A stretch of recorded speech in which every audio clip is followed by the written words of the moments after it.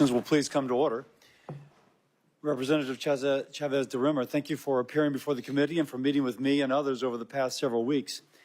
The Committee on Labor has the responsibility to fairly enforce the nation's labor laws, unbiased towards one or the other. The Biden-Harris administration weaponized their authority against workers on behalf of Democrats' political supporters. They eroded the flexibility of over 27 million independent workers, threatening their ability to provide for their families in the manner in which they chose. They also attempted to dismantle the franchise model, employing over 9 million workers and empowering Americans from all communities to become successful business owners. The American people rejected these anti-worker policies at the ballot box. With President Trump back in office, we have the opportunity to turn the page and enact a pro-America agenda, empowering workers, securing economic prosperity. If confirmed as Secretary of Labor, I look forward to working together to accomplish this shared mission. Your nomination has support from both unions and businesses. You're in a unique position to build a bridge between these two groups to benefit all workers. With potential labor disputes on the horizon, I'm sure these relationships will be an asset to the Trump administration. There are concerns, however, about your past support for the Democrats' cornerstone legislation, the PRO Act. Workers should have the freedom to decide if they wish to join a union or not. The PRO Act would eliminate this freedom, allowing workers to be coerced and intimidated into unionization. I represent a right-to-work state. This protects workers from forced unionization. This is, of course, therefore, deeply important to me. I appreciated our conversations on this issue. I now understand that your co-sponsorship of the PRO Act did not reflect your support of the legislation, but rather your interest in being part of any group that legislated on behalf of employees' rights. I'm sure you will have the opportunity to explain your position and the Trump administration's position and agenda moving forward during this hearing. Thank you again for being here. I look forward to understanding your vision for the Department of Labor and how we can work together, empowering all workers and unleashing the American economy. With that, I yield to Senator Sanders. Thank you, Mr. Chairman, and thank you, Ms. Chavez de Rimmer, for being with us. And let me begin by thanking the Biden administration for being the most pro-worker administration in the modern history of this country. The mission of the Department of Labor is, quote, to foster, promote, and develop the welfare of the wage earners, job seekers, and retirees of the United States, improve working conditions, advance opportunities for profitable employment, and assure work-related benefits and rights, end quote. That is the mission of the Department of Labor, and it is a mission that is more important now, in my view, than it has ever been. Mr. Chairman, for the past 50 years, our economy has been doing extraordinarily well. Never, ever done better for the people on top. Top 1% right now is enjoying wealth and power in a way that has never existed in the history of America. We now have the absurd situation, the disgraceful situation, where three people, Mr. Musk, Mr. Zuckerberg, and Mr. Bezos, are now worth over $900 billion. That is more wealth than the bottom half of American society, 170 million people. Is that really what America is supposed to be about? In America today, Mr. Chairman, we have more income and wealth inequality than we have ever had. Over 60% of our people, as we speak right here, 60% of Americans are living paycheck to paycheck. I grew up in a family living paycheck to paycheck. That ain't easy. Stress level, enormous. People trying to find out how they're going to get health care, how they're going to pay their rent, how they're going to feed their kids, which is one of the reasons why working class people die 6 years shorter lives, live 6 years shorter lives than the people on top. Given all of this reality of an economy that's working well for the billionaire class, but not for working families, we need a labor secretary who, in fact, is going to be a champion of working families, not be not be ambiguous about it, but stand up for the working families of our country. We need a labor secretary who understands that we must raise the minimum wage. Now, $7.25 federal minimum wage. Anybody think that anywhere in America can live on $7.25 an hour? We need a labor secretary who will work each and every day to make it easier, not harder, for workers to exercise their constitutional right to form a union and collectively bargain for better wages, benefits, and working conditions. We need a labor secretary who understands that we must end once and for all the disastrous right to work laws in 28 states by repealing Section 14B of Taft-Hartley. We need a labor secretary who understands that we must end the international embarrassment of America being the only major country on earth that does not guarantee paid family and medical leave or paid sick days. Imagine that. Only major country on earth doesn't guarantee paid family medical leave. We need a labor secretary who understands that it's unacceptable that women are earning 75 cents on the dollar compared to men. So, Mrs. Chavez-Darima, I have reviewed your record, and in many respects, especially given the nature of the nominees that Mr. Trump has brought forth, it is very good. You were one of the few Republican members of Congress who co-sponsored the PRO Act and the Public Service Freedom to Negotiate Act to make it easier for workers to form unions. You have been a defender of union apprenticeship programs, and you have fought to expand the concept of employee ownership, something that I feel very strongly about. Many unions, as the chairman mentioned, have come out in support of your nomination, and that is an interesting development. I have spoken with you, and I've spoken with union leaders who support your nomination. But here is my concern. If you are confirmed, you will not only be in charge of enforcing more than 180 labor laws that are on the books today, you will be the president's chief labor advisor. That's what you'll be. When it comes to labor policy, you will have to make a choice. Will you be a rubber stamp for the anti-worker agenda of Elon Musk, Jeff Bezos, and other multi-billionaires who are blatantly anti-union? They don't make any bones about it. Or will you stand with working families all over the country? So that is really the main issue. It's not just your record.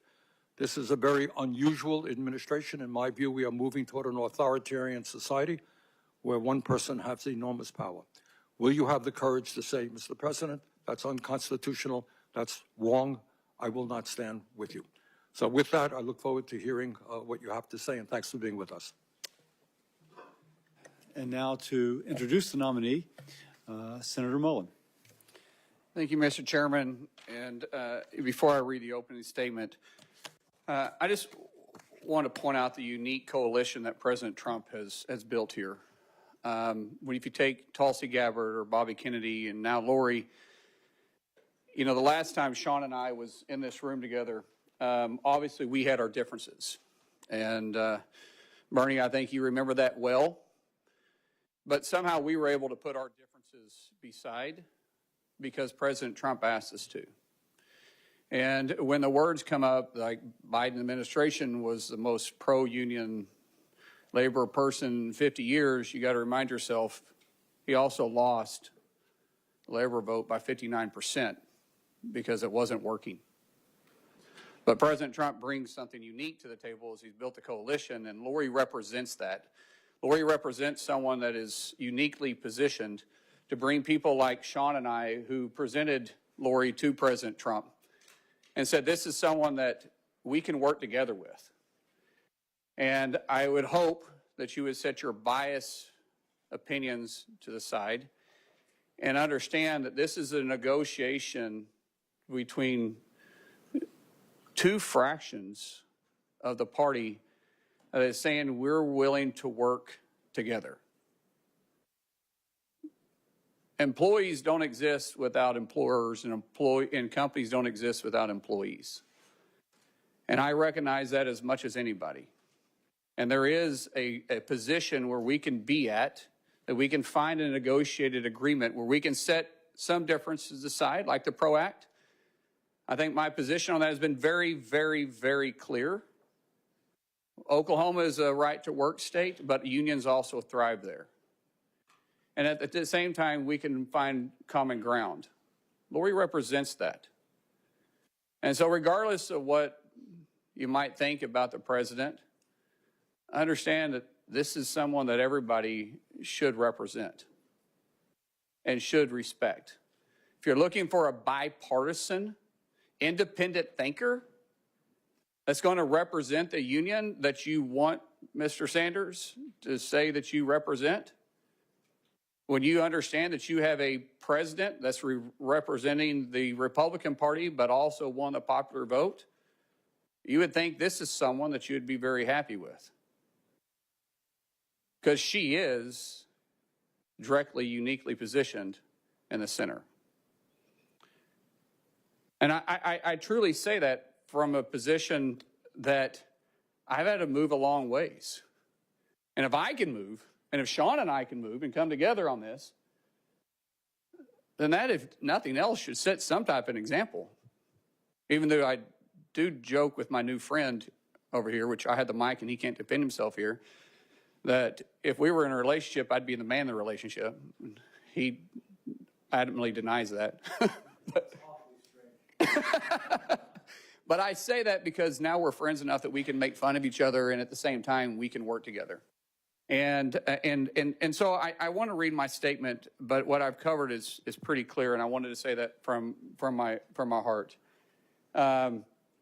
So, Chairman Cassidy, thank you for allowing me to share my thoughts and support on the nomination for Lori to be Secretary of Labor. As the Senate has gone through the advise and consent process of confirming President Trump's nominee, things have gotten increasingly partisan and contentious. But one thing that both sides of the aisle agree on is supporting working-class Americans that power our country's economy. No company can survive without employees, and no employee is hired without a company. It takes both sides to be in a boat, rowing together in the same direction to be successful. I'm only moderately successful because I've been very fortunate to have employees that was willing to get in the boat with me and row in the same direction. With Lori's unique background as a small business owner, public servant, and through her relationship with union leaders, she has the ability to bridge the gap between businesses and workers. Lori's nomination reflects a historic coalition of working-class Americans and elected President Trump to a second term in the White House. As a member of Congress, she often worked across the aisle in her efforts to support this cause. One of those issues is the PRO Act, as has been mentioned a couple times. I know that'll come up in conversation today. I get it, Oklahoma is a proud right-to-work state. And yet, we still support Lori. But as both sides of the table can continue to work together for hardworking Americans who have been struggling to put food on the table and to create better opportunities for themselves, their children, and their grandchildren. I don't think we have to look any farther than understanding Lori as an independent, nonpartisan perspective who will always keep the workforce the top of mind. And I would really encourage all of you to take a hard look, just like my good friend Sean and I have done. So with that, I'll yield back. Thank you, Senator Mullen. Representative Chavez de Rimmer, you have a statement, and I think you're going to, along the way, introduce your family. Chairman Cassidy, Ranking Member Sanders, and members of the committee. It is an honor to appear before you as President Trump's nominee to lead the Department of Labor. My discussions with many of you have been insightful and inspiring, reinforcing my commitment to serve our nation's workforce. Under President Trump's bold leadership following his historic November victory, I am uniquely prepared to lead this department with resolve and purpose. Before I begin, I want to take a moment to honor the incredible people who have supported me throughout my 24-year journey in public service. My parents, who became ardent fans of C-SPAN when I entered Congress, are here today offering their unwavering support. My twin daughters, Emily and Annie, Emily was here last week, and I know with the postponement, but she couldn't come back. She's 36 weeks pregnant, lives in Michigan, and her doctor said no more flying. So, Emily, I know you're watching, and I know you support me here today. And Annie, one's a Democrat and one's a Republican, and they have been my steadfast defenders, teaching me patience and the value of an open mind. And finally, my loving husband, Sean, my high school sweetheart, who has stood by my side through every triumph and challenge. To all of you, thank you. Thank you for your boundless love and encouragement. I also want to thank the labor and business communities that are here in the audience today, because they support President Trump's vision for the American worker. I am deeply grateful to President Trump for this extraordinary opportunity to serve as the Secretary of Labor. It is both humbling and a call to action that I do not take lightly. In 2024, our nation witnessed the single greatest political achievement of our time. President Trump has united a new coalition of working-class Americans like never before, with 59.6% of Teamsters backing him, historic support from African-American and Latino voters, and record-breaking turnout in once solid blue cities and states. Americans are speaking loud and clear.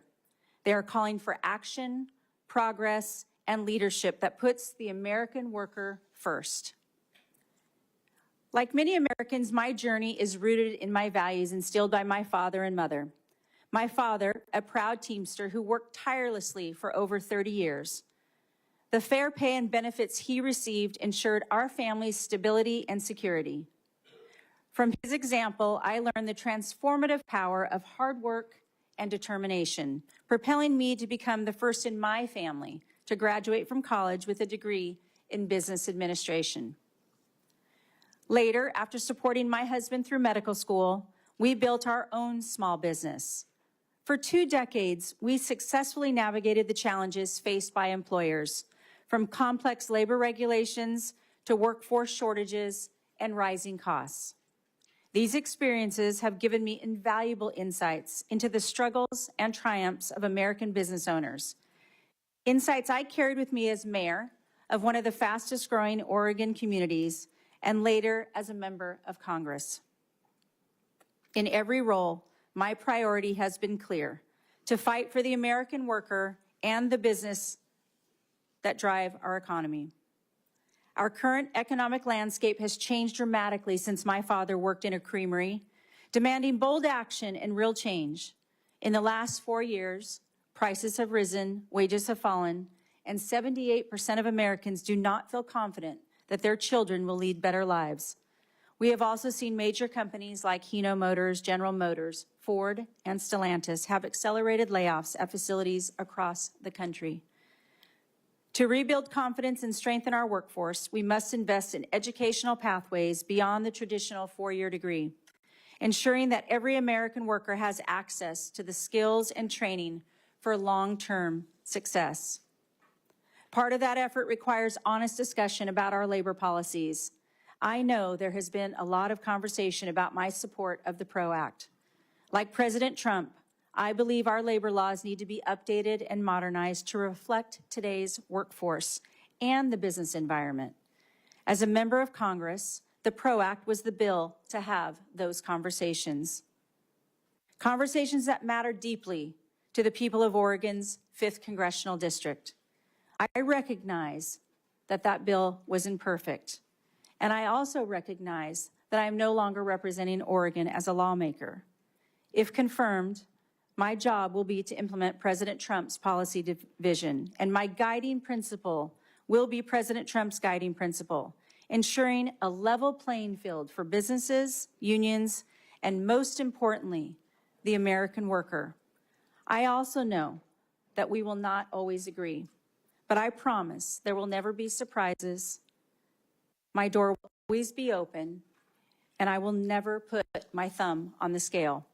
That commitment extends to the work ahead of the Department of Labor, which stands at a crossroads with a vital role in shaping a strong and resilient economy. As we confront these challenges, I know that everyone in this room shares the same goal: an economy where every American has the opportunity to thrive through good wages, safe working conditions, and a secure retirement. My record of collaboration demonstrates a shared belief that under President Trump's leadership, we can deliver real solutions. Putting American workers first is not just a vision, but a promise to fight for every working mom, single dad, small business owner, and every American striving for their fair shot at the American dream. If I have the privilege of being confirmed, I look forward to working with each of you to solve the challenges facing our country. Together, we can shape our economy that uplifts every American. I thank you. I thank this committee, and I look forward to your questions. Thank you very much. I'll begin. First question, the Protecting the Right to Organize Act, or the PRO Act, is a significant and controversial piece of legislation Democrats have championed for years. And it's not pro-worker, it's pro-big union. To my mind, being pro-worker means defending the right of all workers, including those who decide they don't want to join a union. Now, you co-sponsored the PRO Act as a member of Congress. Yes or no, do you still support the PRO Act? Thank you, Chairman Cassidy. It was great to visit with you. I know how important this issue is to you, and as it was said today, I recognize that I'm no longer the lawmaker, and I do not believe that the Secretary of Labor should write the laws. It will be up to Congress to write those laws and to work together. What I believe is that the American worker deserves to be paid attention to. That was President Trump and I's conversation in supporting the American worker, how important that is. I will not be that lawmaker anymore, but I was working for Oregon's 5th Congressional District and representing that. I wanted to be at that table. I never want to be left out of a conversation where we can talk about the American worker and how important that is. And I respect the right of the right to work states, and I have said that the bill was imperfect. I understand that, and I'm no longer the lawmaker. Okay. Now, the PRO Act, just to continue on that, would significantly impact franchisees and small businesses by increasing corporate control of their operations, or at least assuming that there's increased corporate control. This is yet another giveaway to large labor unions. It would make it easier to negotiate, the union to negotiate with large corporations instead of directly with the small business owner who actually employs the worker. So, question, do you believe federal law should prioritize policies that help small businesses thrive rather than imposing new regulatory hurdles which could hinder their success? Senator, it's important for recognizing that the president's goal is to uplift all business owners and uplift all American workers. Understanding the franchise business model is important to the American workforce. I supported the overturning of the NLRB rule on joint employer to support the franchise business model and supported the president in this. And I align that this is important to grow this economy and recognize the flexibility in people choosing where they want to do business. So by that, am I to take that you would commit to reexamining DOL's joint employer guidance to provide small businesses with a clear roadmap on the issue? Yeah, thank you, Senator. Certainly, if confirmed, I'll be looking at all regulations and determining and looking at all of these rules and regulations, and specifically that one. And I think the small employer wants that clear roadmap. Yes, absolutely. Okay. Next question. Approximately 27 million workers work as independent contractors, including working moms, caregivers, self-employed business owners. Now, for many, the flexibility of independent work is essential to balancing personal responsibilities and earning a living for their family. I will point out that the PRO Act tried to impose a one-size-fits-all rule, which, as was done in California, disrupted livelihoods instead of helping workers. So question, if confirmed as Secretary, will you commit to refrain from implementing any rules stripping independent contractors of flexibility they need to provide for their families and to simultaneously contribute to the American economy? Thank you, Senator. Certainly, we'll commit to understanding this. I know the president in the first administration set out that rule, and the parameters is very important to him on the flexibility of who is an independent contractor and who is an employee, and that they're properly classified. but I commit to working with you on supporting independent contractors through this process because that flexibility is what needed. I understand, as you're mentioning in the PRO Act, but again, as I mentioned, that bill wasn't perfect, and these are those conversations that needed to be had, and supporting that independent contractor is key to growing this economy. Now, supporting that independent contractor, and something I'm very interested in, is how do we provide the independent contractor with more affordable health and retirement benefits without losing that work flexibility? If you will, the employer, the person contracting with them, not an employer, would nonetheless be able to give them access to such benefits. I'm asking you if you will work with me and with our committee on legislation to make sure that the independent worker and the small business are able to get the affordable benefits available to ordinary employees at larger companies. Yes, sir, I will commit to working with you wholeheartedly on this issue. With that, I will yield to Chairman Sanders, to the ranking member Sanders. I'll take the chairmanship. Thank you, Chairman. Thank you, Senator Cassidy.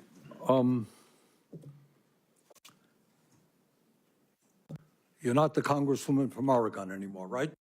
No, sir. Okay. You're trying to become Secretary of Labor. Let me back up and say a word about what the PRO Act is. I'm not sure that most Americans know what it is. The reality is that in America today, labor unions have the support of some 70% of the American people. You know why? Because people understand that the big corporations and their bosses have all the power. People understand that CEOs make 300 times more than their workers. And people say, you know what, the only way we're going to get decent wages and benefits is when we organize. Millions of people want to join unions, but they can't join unions. You know why? Because corporations day after day operate in illegal ways. They break the law. They say to somebody, you were late 3 years ago. You're a pro-union. You were late 3 years. You're fired.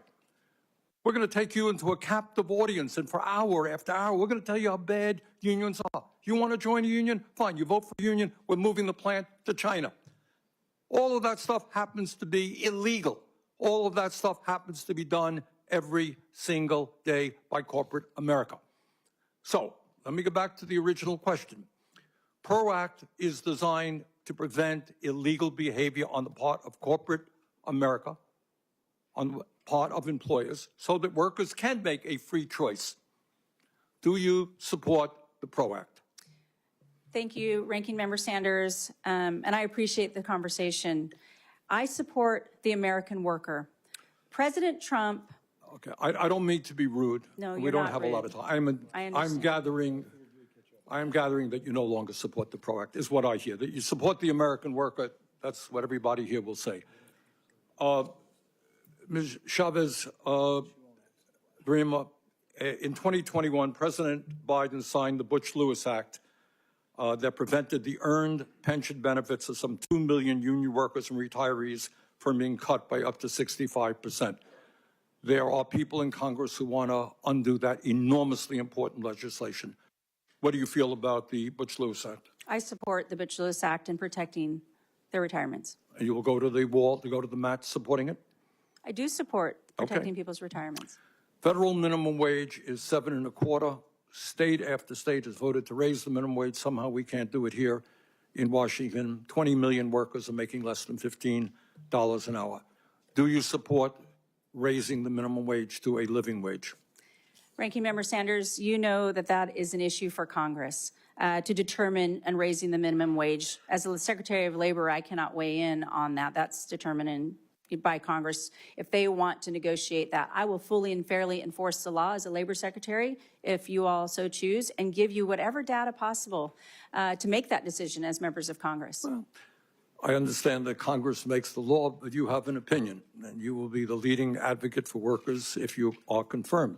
Question, if you were sitting where I'm sitting, would you vote to raise the minimum wage to a living wage? Well, I'm not sitting where you're sitting hypothetically. I used to, but not any longer.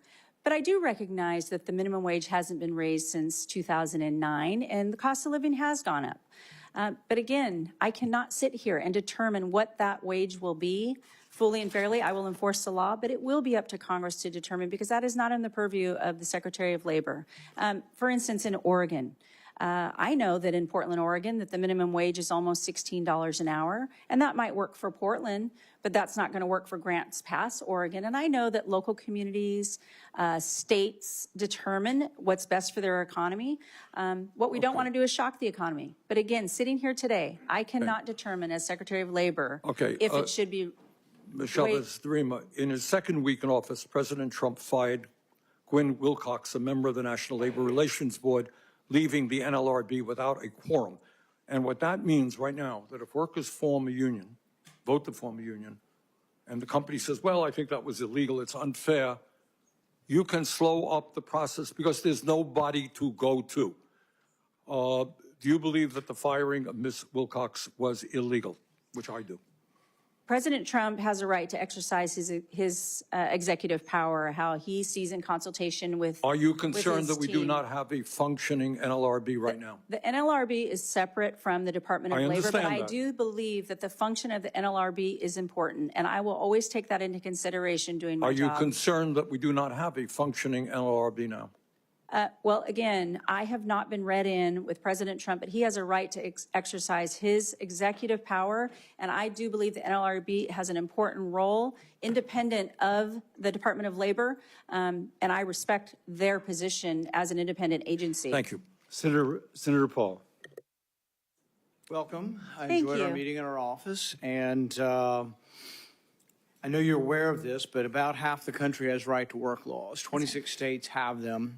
When you compare right-to-work states with non-right-to-work states, you see that the right-to-work states have double the employment growth. If you look at manufacturing jobs, they have 5 times the manufacturing job growth.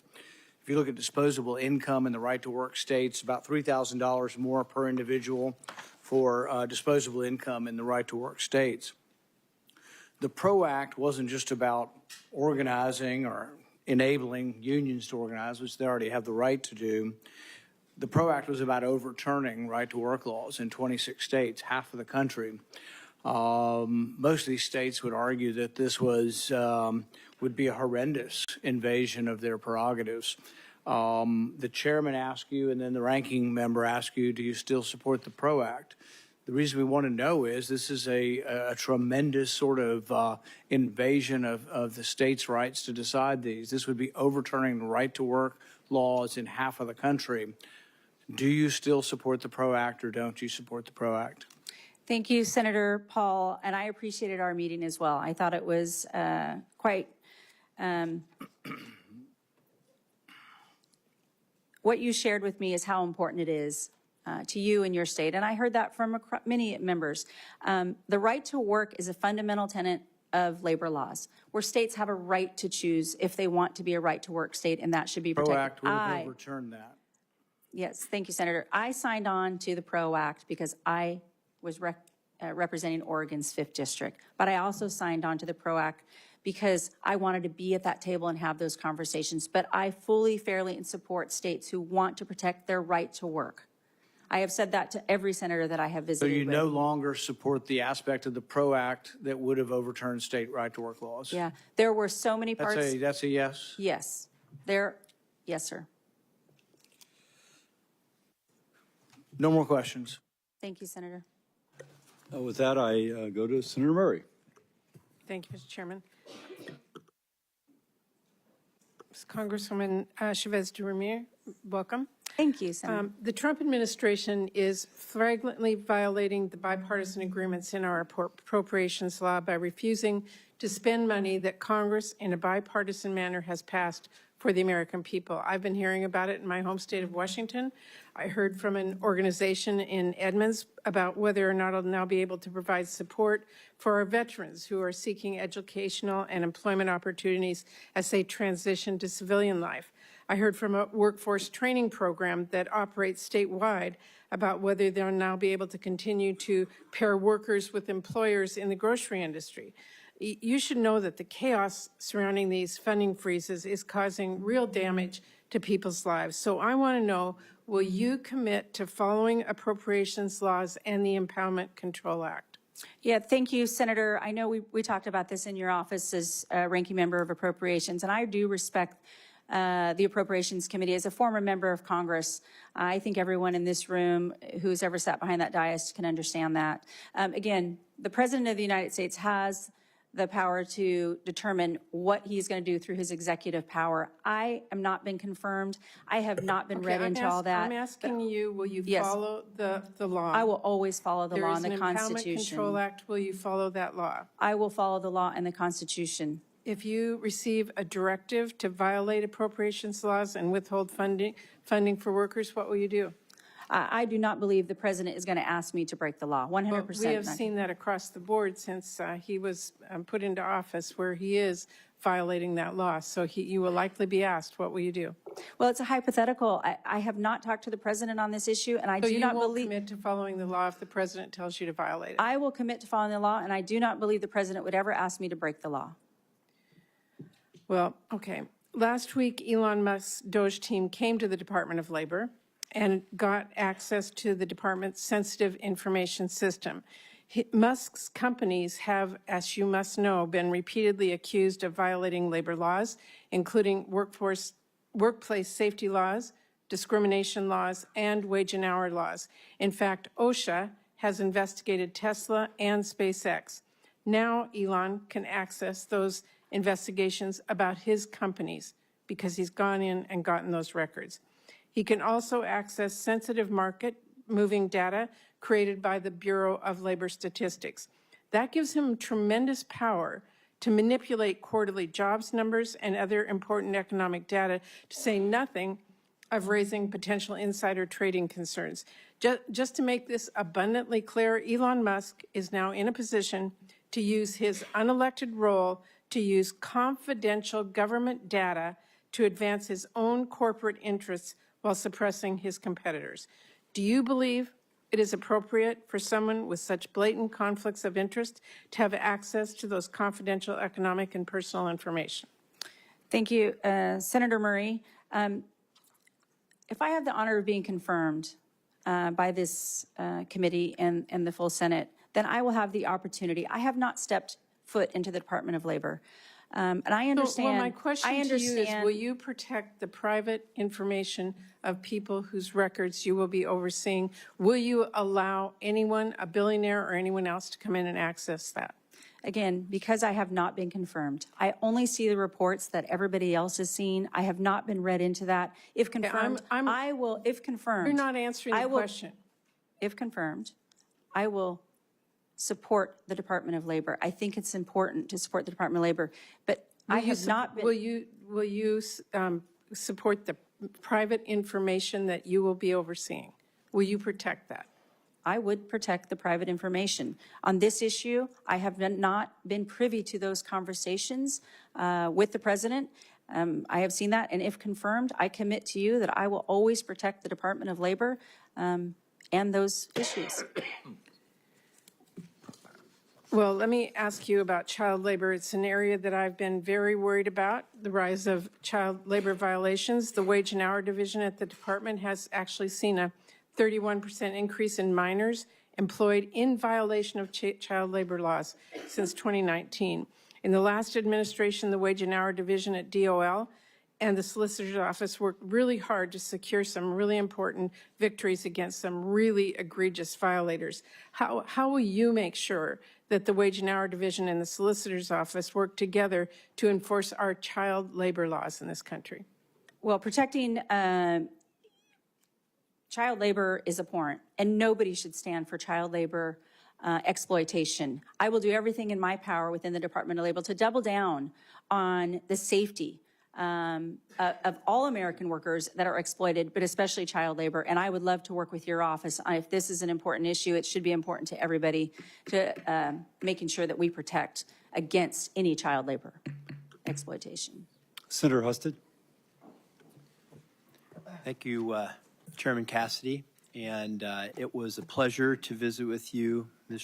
Chavez-DeRemer, in our meeting yesterday. I appreciate you taking the time to come visit and share your views across a variety of issues. I would like to talk a little bit today. I know that everyone in this hearing has talked about how they care about the American worker and how we make the world better for them. One of the ways we do that is we do more Made in America, which I know is very important to President Trump.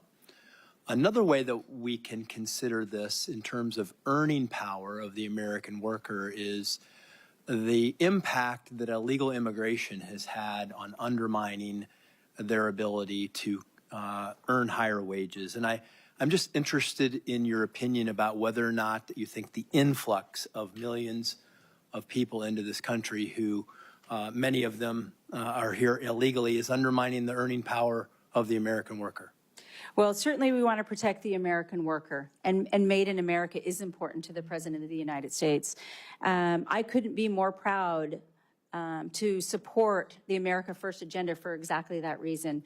We certainly want to make sure that we're focused on growing this economy. That is the conversation that I had with the President on how can we bring the American worker to be the pinnacle of every conversation that we have and supporting them in growing this economy. So yes, the influx of the mass immigration that we've seen over the last 4 years has hurt the American worker, and we want to make sure that we're supporting President Trump in his endeavor to support the American worker at all costs. Great, thank you. Let's talk about another aspect of Made in America. If we're going to make more things in America and we're going to compete on price so that we don't have inflation, we're obviously going to need to create more productivity. Productivity comes from technology in the workplace. As we integrate technology in the workplace throughout time, it has always been a subject of conversation, consternation, but it is inevitable that technology will advance and we will have to compete. I would like for you to talk about your thoughts on the role of technology in the workplace, because we want to make jobs safer. We want to make them more rewarding, which technology can do. We also know that in creating productivity, it can create profits for business, and we want to make sure that the reward of that innovation is given to both the worker and the business in terms of who benefits from the introduction of that technology. Talk about the role of technology in the workplace as it relates to labor and how we do more Made in America with these new innovations. Thank you, Senator Hughes. We had this conversation yesterday, and how important that you've been involved from all levels representing your states. And I've talked to many of the senators on this issue, and it is a consternation about, will that replace, the American worker? And I would say there's got to be space for both, because it's going to happen. And what we don't want is for other countries to get ahead of the game, ahead of America. So how we can work together with the American workforce, the employers and the employees, and how we can work with Congress to determine what that looks like. But if there is profitability in there and we can support the American worker, and then we can have those American workers upskilled and reskilled, and this is going to be great for America to grow that economy and then share in that profit with the employees that are supporting. I think that's the key.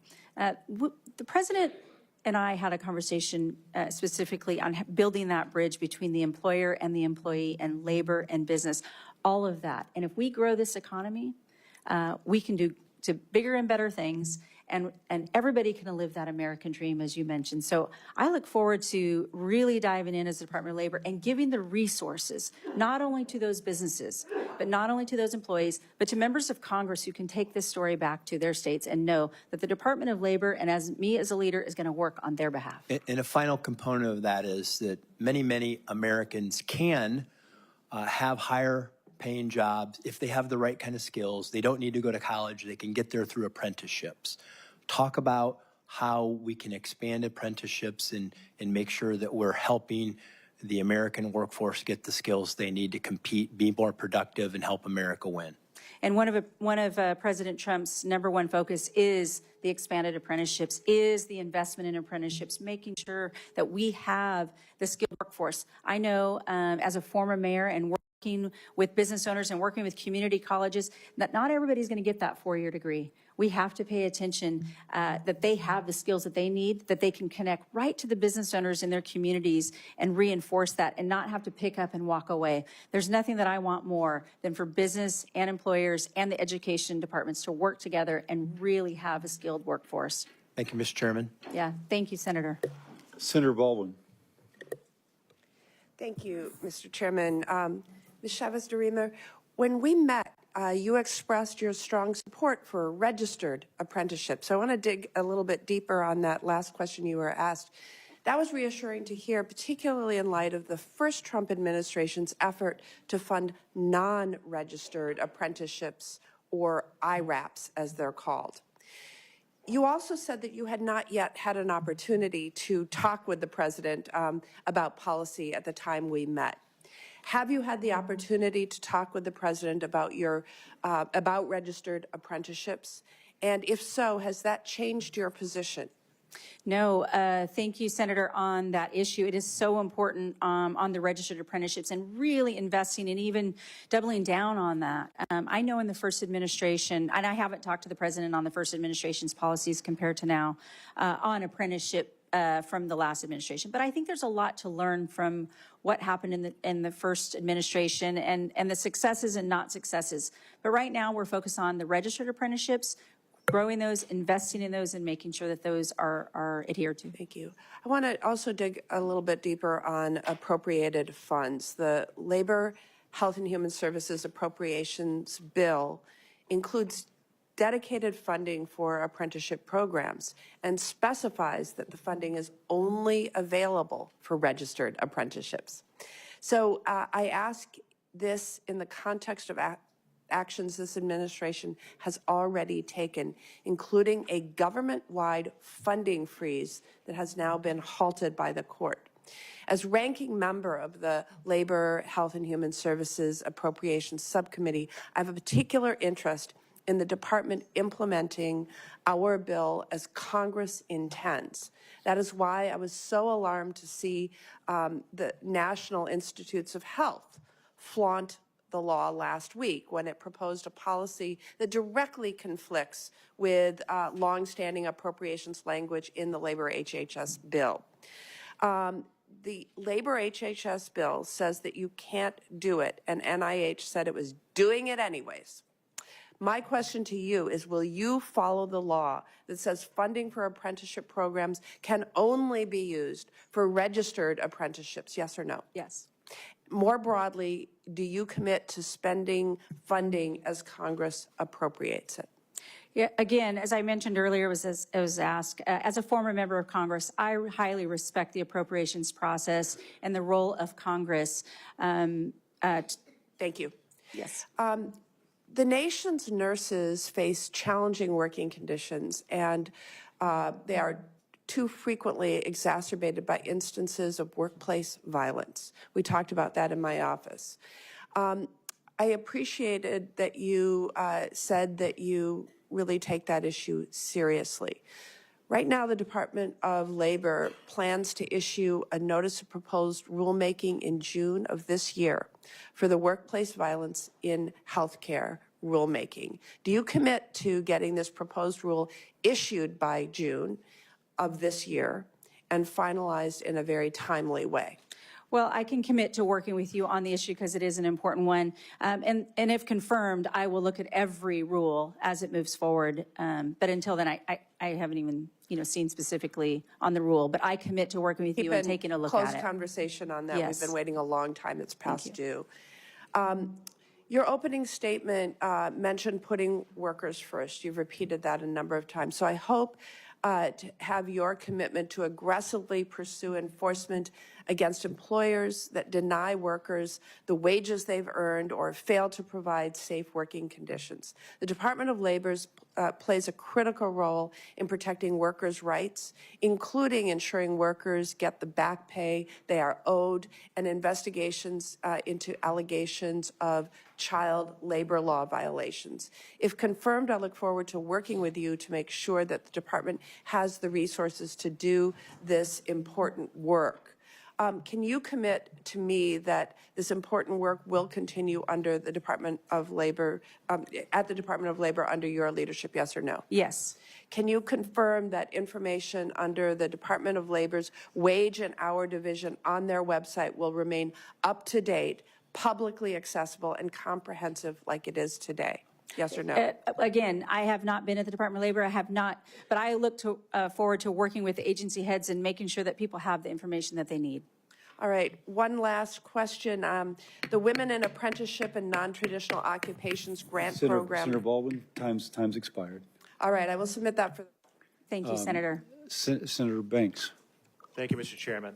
Ms. Chavez-DeRemer, we served together in the House and worked together on the House Education and Workforce Committee, where you were a leader. You worked on many of the very issues that you are testifying about today. You are enormously qualified for this position, and I'm proud to support you. But can you explain to us for a moment what it means to you to put American workers first in this golden age of America's economy? Thank you, Senator. Well, it's important to me, as was mentioned, the American worker.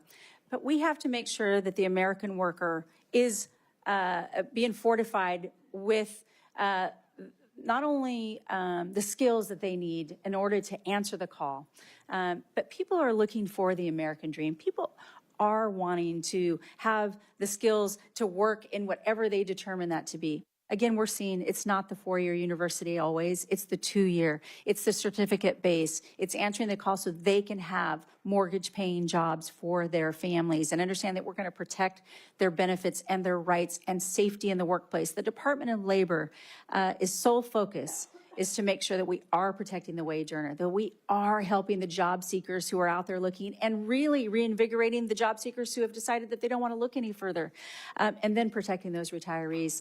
As member of Education and Workforce and working together. Workforce investment, workforce development, I think is going to be key for all of our respective states. This shouldn't be a party issue. I've said this over and over again. That's why I've always worked across the aisle, because the American worker, we don't know what their party is, but we know that it matters to them to protect their families. I know how important my family's jobs were for us growing up, and I know how important it was for my husband and I to build that business for our children and soon to be grandchild. So I look forward to continuing down that road and always keeping that American worker at the pinnacle. And President Trump has said the same thing, and we align on this issue. The American worker, this new coalition, this new direction is where we're headed in this country. Very, very well put. I know you know this. Indiana is the top manufacturing state in the country. Yet the China shock wiped out 5 million manufacturing jobs in this country. And yet the federal government programs that were built to help those people who lost their jobs, way too many of them were left behind and didn't get a job as good as the manufacturing job that they had before because of the efforts of China to wipe out so many of those jobs in our country. How can we better serve those people? How do we get those people back on their feet and help them find meaningful, good-paying jobs like the one that they had before that was taken away by our biggest enemy, China? That's right. Well, again, it's that workforce investment, that workforce development. Oftentimes, as a former mayor, if we don't go out and talk to the business community, if we don't go out and talk to those employers about what they're seeking and how they can find those jobs, we have to make sure that we are the leaders in this nation and in the world, not China and not any other country. President Trump, the golden age that you mentioned, this has been first and foremost the America First agenda, and workforce development and protecting the American worker and have them the ability to earn those wages and live the American dream is number one in the America First agenda. That, to me, is telling why this coalition, this new direction of bringing labor and business and support is to uplift all Americans. And this is first and foremost on the president's mind. Back in November, when President Biden was still in office, his Labor Department reported a 31% increase over the last 5 years of illegal child labor in America, a direct result of open borders. And I wonder, have you thought about what the Labor Department or President Trump and your leadership can do to save those kids who are in our country being illegally exploited for work in America? Well, I have not had a conversation specific to that topic, but I know how important it is to protect, well, first of all, children who have no fault of their own are being exploited. We never want to exploit our children. Again, as I mentioned, it's abhorrent that we would ever in this country choose to do so. So we will make sure that our workers are safe, we will make sure that our children are safe, and that we will make sure that we are heading in the right direction to protect our businesses and protect our workers and never exploit our children. And we'll double down at the Department of Labor if there's any bad actors doing so. The Labor Department is responsible for combating human trafficking That's and right. forced labor under the Fair Labor Standards Act. And the Biden administration completely ignored these kids that came into that were brought here illegally and being exploited. And I know that's something that you'll take very seriously and work on. I look forward to working with you. Absolutely. Thank you, Senator. I yield back. Senator Murphy. Thank you very much, Mr. Chairman. Thank you very much for your willingness to serve and coming before this committee. I think Senator Murray's questions were really important regarding the security of data and sensitive information at the Department of Labor. And so I just want to drill down and maybe make a finer point here. Elon Musk is right now the subject of several OSHA investigations. Multiple companies are subject of multiple investigations. His rocket company has an injury rate that's about 9 times higher than the industry average. I heard you say that you're going to protect data privacy, but let me just ask once again the very specific question. Will you commit to denying access to Elon Musk or any of his representatives to information about labor violations at OSHA or any other information about labor violation investigations at the Department of Labor? Thank you, Senator. On this same issue, committing to the privacy.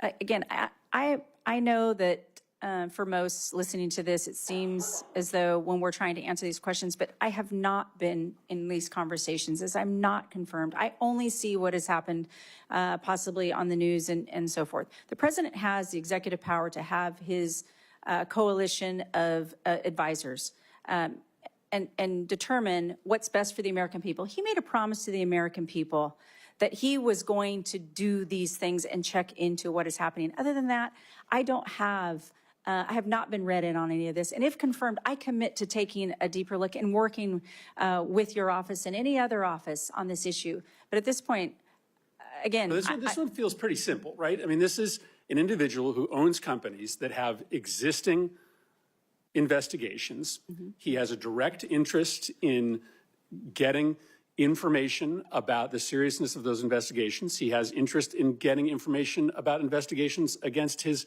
competitors. It seems like a pretty simple commitment to make to say, I am not going to give any private company exclusive access to information about open investigations against them or their competitors.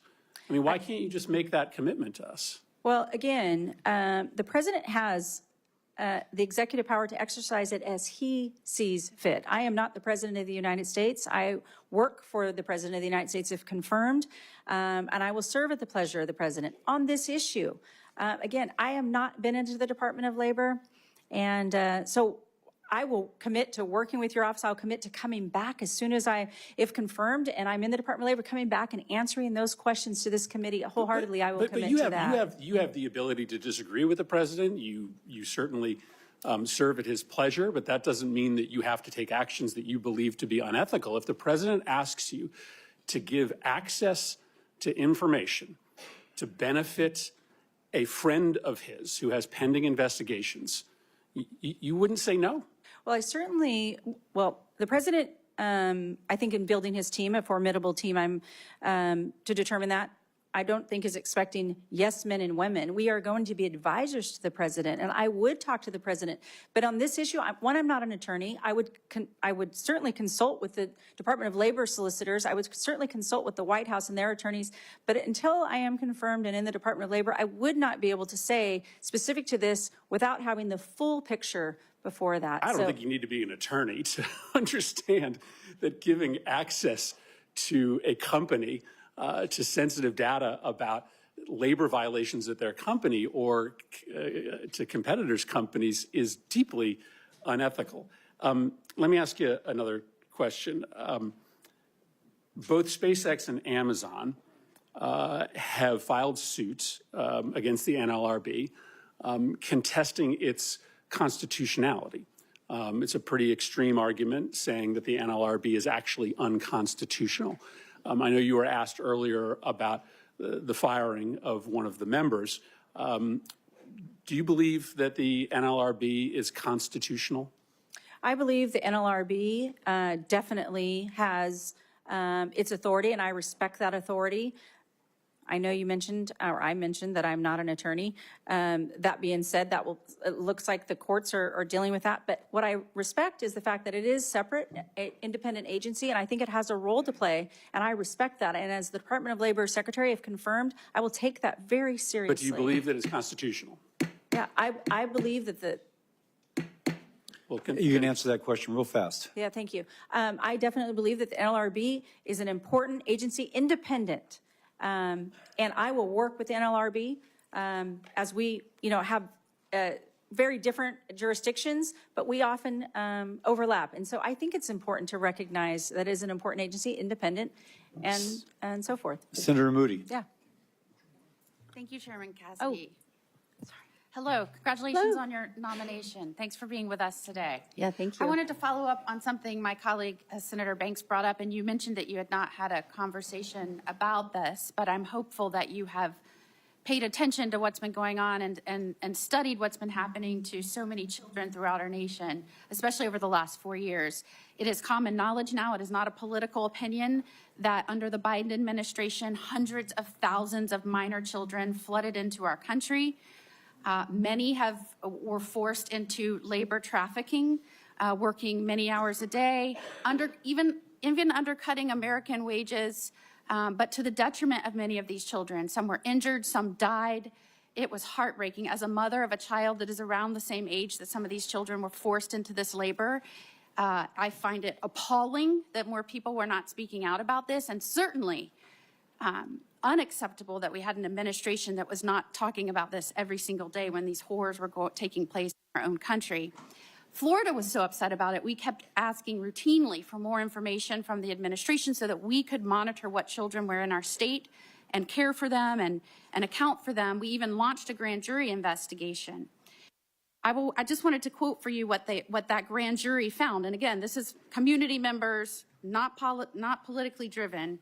The Biden administration forced migration, sale, and abuse of foreign children. This process exposed children to horrifying health conditions, constant criminal threat, labor and sex trafficking, robbery, rape, and other experiences not done justice by mere words. And the challenging part here is, as we've uncovered more and more instances of this, it appeared that the Department of Labor was not engaging and expecting the same type of transparency that many of the states were, even though the Department of Labor had the responsibility and authority to enforce some of this stuff. And when we tried to get Biden administration representatives to come and testify and give us information and provide documents, we were repeatedly obstructed from doing that. And in fact, they responded to one of our requests that they show up by saying the state had failed to show how it was in the interest of the agency, when all we were seeking to do was to fight in the interests of the tens of thousands of lost children.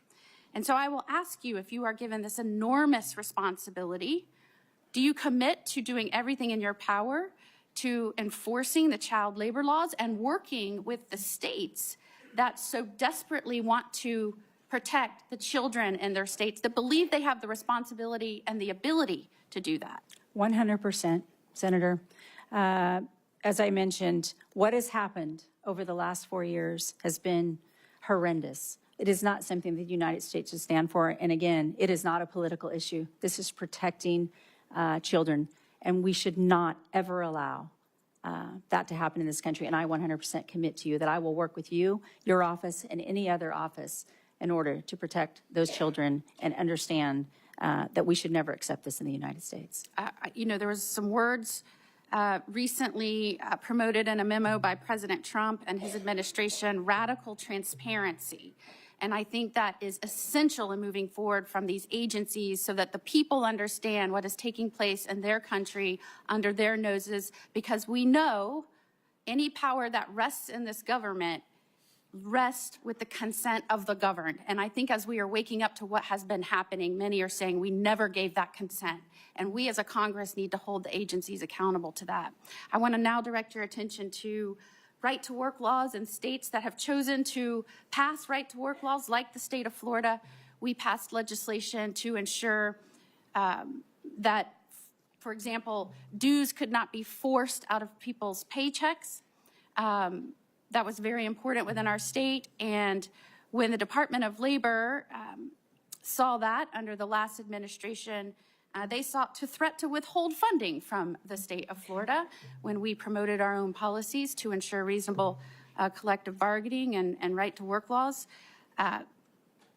We brought suit. I fought that in court. That is still pending. It is on appeal right now. Do I have your word that you will look at that, dig in on that, determine if those threats were indeed justified, and if not, work with the state of Florida to resolve that? Yes. While it is in litigation, I can't comment on the actual litigation. I do look forward, if confirmed, to working with your office and taking a hard look at that and respecting what the state of Florida is doing with their right-to-work laws. And put simply, do you respect the ability of the states to enact policy in the benefit of our own states? Yes. Thank you, and thank you to Representative Chavez-Dreamer for the good discussion we had about a month ago. You said you respect the National Labor Relations Board and want to work together with it, though they are independent. The National Labor Relations Board was created by statute, and it's the law of the land, correct? Yes, sir. And it was created pursuant to the National Labor Relations Act, which was also a statute and is the law of the land, correct? Yes, sir. Currently, the NLRB lacks a quorum because of actions of President Trump. The legality of his removal of an NLRB member is being contested in court, but the NLRB should have a quorum, shouldn't it? Well, in order to do business, I suppose, yes. No, but so that your opinion is a president of either party or a Congress of either party should assure that the National Labor Relations Board has a quorum, correct? Yes. Because in the absence of a quorum, it can't do its job, correct? That would be on its face, yes. The Equal Employment Opportunity Commission, do you believe in the notion that workers should have equal opportunities? I'm sorry, could you repeat that? Do you believe in the notion that workers should have equal employment opportunities? Absolutely. The EEOC is an independent agency, but it deals with workers, and you said you want to put workers first. The EEOC right now lacks a quorum. The EEOC was created by statute, and it's the law of the land, correct? Yes. Have you ever taken the position as a congresswoman that either the NLRB or the EEOC should be defunded or eliminated? No, not that I recall. So since the EEOC is the law of the land and it's important that workers have equal employment opportunities, the EEOC should have a quorum to operate, correct? Yes. Because of actions of the president, the EEOC currently has no quorum and cannot operate to protect equal employment opportunities. But you would agree with me, similar to the discussion we had about the NLRB, that it being the law of the land, any president of either party and any Congress of either party should ensure that the EEOC has a quorum so it can protect workers, correct? Yes. The Department of Labor has some specific programs designed to benefit veterans. There's a couple of programs within the DOL focused on veterans' employment needs. Should you be confirmed, would you take those obligations to watch out for American veterans seriously? Absolutely. If you became aware that an employer, a major employer, was taking actions that disproportionately negatively affected veterans, would that concern you? Yes. The mass firing that President Trump is doing within the federal government right now is hitting veterans very, very hard. The civilian workforce is about 3% veteran. The federal workforce is 30% veteran. And veteran workers are also disproportionately probationary employees. The actions thus far taken by this administration are punishing American veterans badly. I live in one of the states that has the highest per capita representation of veterans. We're seeing people laid off at VA clinics. I have 2 VA clinics that are supposed to open in the next couple of months whose opening is jeopardized because of the mass firings. and even outside of the VA, the disproportionate effect of the firings to this point fall hard upon veterans. I'm happy to hear that you will take it seriously if any major employer in this country disproportionately punishes veterans. Do you know what a restrictive covenant is? I do not. A restrictive covenant is when an employer, as a condition of employment, makes an employee say, and if you leave, you can't work with anybody in the same industry. I'm sure you're familiar with the concept. People use different titles, but you're familiar with the concept. Do you think restrictive covenants limiting a worker's ability to choose where they want to work is anti-worker? Well, I'm assuming you're probably also naming those as the non-competes. Yeah. Is that what you're referring to? Yeah. Actually, non-compete is the better. Yes, you're Yeah, right. I'm sorry when I didn't recognize the other term. Both are used, but non-compete's probably more common. Yeah, so, and I know that that's primarily taken up by most of the state jurisdictions on whether that's their law or not their law, and that determined by that. So I think it's dependent on what the state's laws are and how they focus and implement But those. if you want to put workers first, restricting their ability to find a job after they leave one employer, that's not putting workers first. It restrains workers. The reason I ask is that in the absence of quorum at the NLRB General Counsel has just issued a memo rescinding a previous order of the Biden administration protecting workers. Put workers first. Thank you, Senator. I yield. Thank you, Senator. Senator Collins. Thank you. Ms. Chavez de Reamer, a major provision of the PRO Act, which you co-sponsored, would eliminate secret elections when workers vote on whether or not to organize. The secret ballot obviously helps to protect workers from intimidation, pressure, and retaliation. Do you continue to support the elimination of secret ballots in union elections? I do not support that portion. That's an important, supporting the secret ballot is key, not only to protect the employee from maybe a bad union, but also a bad worker. So I think it's good to have that democracy in keeping those ballots protected, the secret ballot. Let me turn to a different issue. In the last administration, OSHA published a proposed rule that would affect our firefighters and our fire departments. I've heard directly from many volunteer and rural firefighters from the state of Maine who have concerns about the high compliance costs and what they view as totally impractical training requirements that this rule would impose. Some of the larger departments could accommodate these changes, but the majority of the fire departments in Maine are not large. They're serving small rural communities. OSHA itself has estimated that the nationwide compliance costs could exceed $100 million per year for volunteer fire departments alone. And so the result is going to be closed departments, a reduced firefighter workforce, and harming public safety in small rural communities. Although there may be some benefits to take a look at the old standards and see if they are updated, what OSHA has published would be extremely harmful and actually decrease public safety in rural America. What is your position on this rule, and will you re-examine it if confirmed? Yes, Senator Collins, I will look to re-examine. I would imagine all rules and regulations confirmed once I can get in those doors and fully understand. But protecting our first responders, we've seen it in a small community like Happy Valley, Oregon, and beyond. To protecting our firefighters and making sure they have the resources they need and helping them, of course, comply. But sometimes understanding what that compliance looks like, I think, is a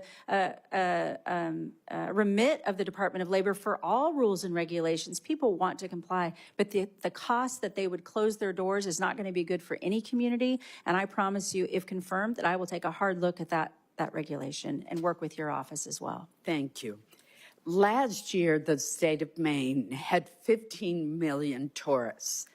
That is about 10 times our state's total population. So it's not surprising that those who are in the hospitality industry, despite every effort, cannot come up with a sufficient number of employees to serve the flood of tourists, which we are very happy to welcome to the great state of Maine. So we rely heavily on seasonal worker visas, known as H-2B visas, to help fill that workforce gap. Can you commit to making available the maximum amount of H-2B visas that Congress authorizes? There's some discretion on what the number will be, but Congress gives the administration the authority to go to the maximum level. That's right, Senator. I commit to working not only with you all, and this is brought up by many of you in our meetings on how important the H-2A, H-2B, H-1B visas are and the seasonal visas. I will work with the Department of Homeland Security, Secretary Noem, in looking at those caps. And the Department of Labor's role and remit on this is testing the market and understanding who's asking for these permits, and then working with the Department of Homeland and the Department of State to talk about that cap and whether or not Congress wants to enact that. So yes, I commit to working with you and them as well. Thank you. Senator Hassan. Thank you, Mr. Chair. Good morning still, Congresswoman. It's good to see you, and I appreciated the time we had when we met in my office a little bit ago. I appreciate your willingness to serve and that of your family. I wanted to follow up before turning to a couple of questions I have on a line of questioning we heard from Senator Murray. I take it from her questions and your answers that you have stated that if you are directed by the president to take an action that would break the law, you would follow the law. Absolutely. We'll follow the law and the Constitution. I do not believe the president would ask me to break the law. I understand that as the pat response from nominees. We've seen a lot of evidence that he will in the last 4 weeks. And then I wanted to follow up on Senator Murphy's point about Mr. Musk's access to DOL information. And this is not a question, but I just want you to understand why we are focused on this. Mr. Musk spent $250 million to get Donald Trump elected. And since Inauguration Day, we have found out that the State Department was planning to give Tesla a $400 million contract for armored vehicles. Now we find that Elon Musk has access to the Department of Transportation records and data systems when, in fact, he's being investigated by DOT because of multiple inquiries into the safety of Tesla vehicles and the deaths they may have caused. Then we find out that he's got access to the Department of Labor information. He's got programmers with him when we know that he's being investigated by the Department of Labor. So it seems like Mr. Musk is getting a big payback from Mr. Trump right in the first month of this administration, and that concerns us greatly. Now, I did want to turn to a couple of issues that you and I talked about. We have a shared interest in increasing access to apprenticeship and workforce training, and there's been real bipartisan focus on that. If confirmed, will you expand these programs, and how will you prioritize rural communities in this effort? Because getting apprenticeship programs in rural communities to fit the actual economy and workforce needs in those rural communities is a pretty unique thing, and I'd just like your thoughts on that. Well, thank you, Senator, and I enjoyed our conversation as well. Again, a lot of this information that I experience comes from being a former mayor, and then having the experience as a member of Congress as well to understand how the laws are made. But in the rural areas, oftentimes forgotten. It's a forgotten parts of a lot of our states. One of the things we talked about is the hubs, and I think I talked about that with Senator Hickenlooper as well. And knowing that there are programs programs that are going to skill the workforce in those rural communities.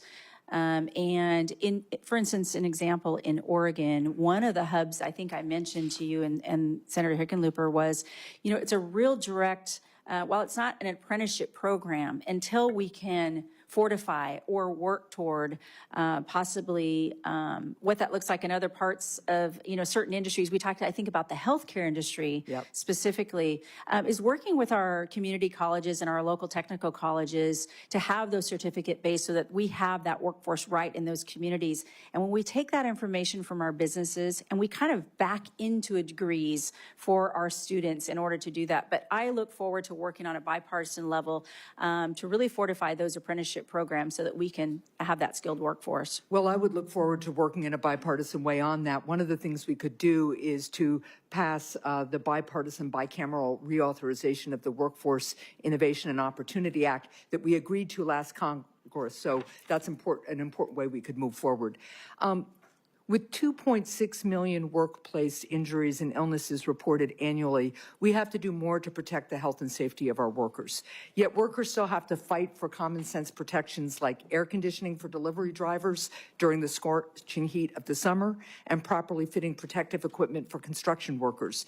If confirmed, how will you coordinate and prioritize workforce safety across all of DOL's agencies? Oh, thank you, Senator. One of, again, the remits for the Department of Labor is to protect the workplace, make sure that they're free of hazard, make sure that we're protecting the American worker. Nobody expects to go to work in the morning and be unsafe or be hurt. So it will be the role to work with the experts in all of the departments across the Department of Labor to make sure that we're honoring the mission of the Department of Labor. And I would appreciate that. I also appreciate the fact that you rightly respected the expertise of some of our federal workforce there because they know a lot about workplace safety, and I don't want them to be subject to these mass layoffs we're seeing. I will submit for the record a question about paid leave. We were able to expand it for federal workers under President Trump's first term. I'd appreciate your thoughts on that. Thank you. Thank you, Senator. Thank you, Senator Hessen. And Senator Mullen, I apologize if you snuck in just before Senator Collins' lesson, but Senator Mullen. Give me time to get my head in place. Thank you, Chairman. And I just kind of want to point out some interesting things that's going on. The senator from New Hampshire was complaining about a contract that was awarded by the Biden administration, and somehow you're tying it to the Trump administration for Tesla. I don't actually know how those work. I mean, you know as good as I do, that was a contract that was given by the Biden administration, or that was looking to be given by the administration, not the Trump administration, and somehow that's a conflict of interest. And then when we start talking about that, you're concerned about Mark and Jeff and Elon, it wasn't too long ago, you guys were happy to take all their money. It's just the party that's supposed to be of inclusion. Now all of a sudden, if you don't agree with this, you're the enemy. And I'll use my friend Sean, for example. He was brave enough to speak and spoke his mind on some things that maybe all of us didn't agree at the Republican convention. And for the first time in decades, he was not invited to speak at the Democrat National Convention. Why? Because he had a different opinion about where the Democrat woke movement has went.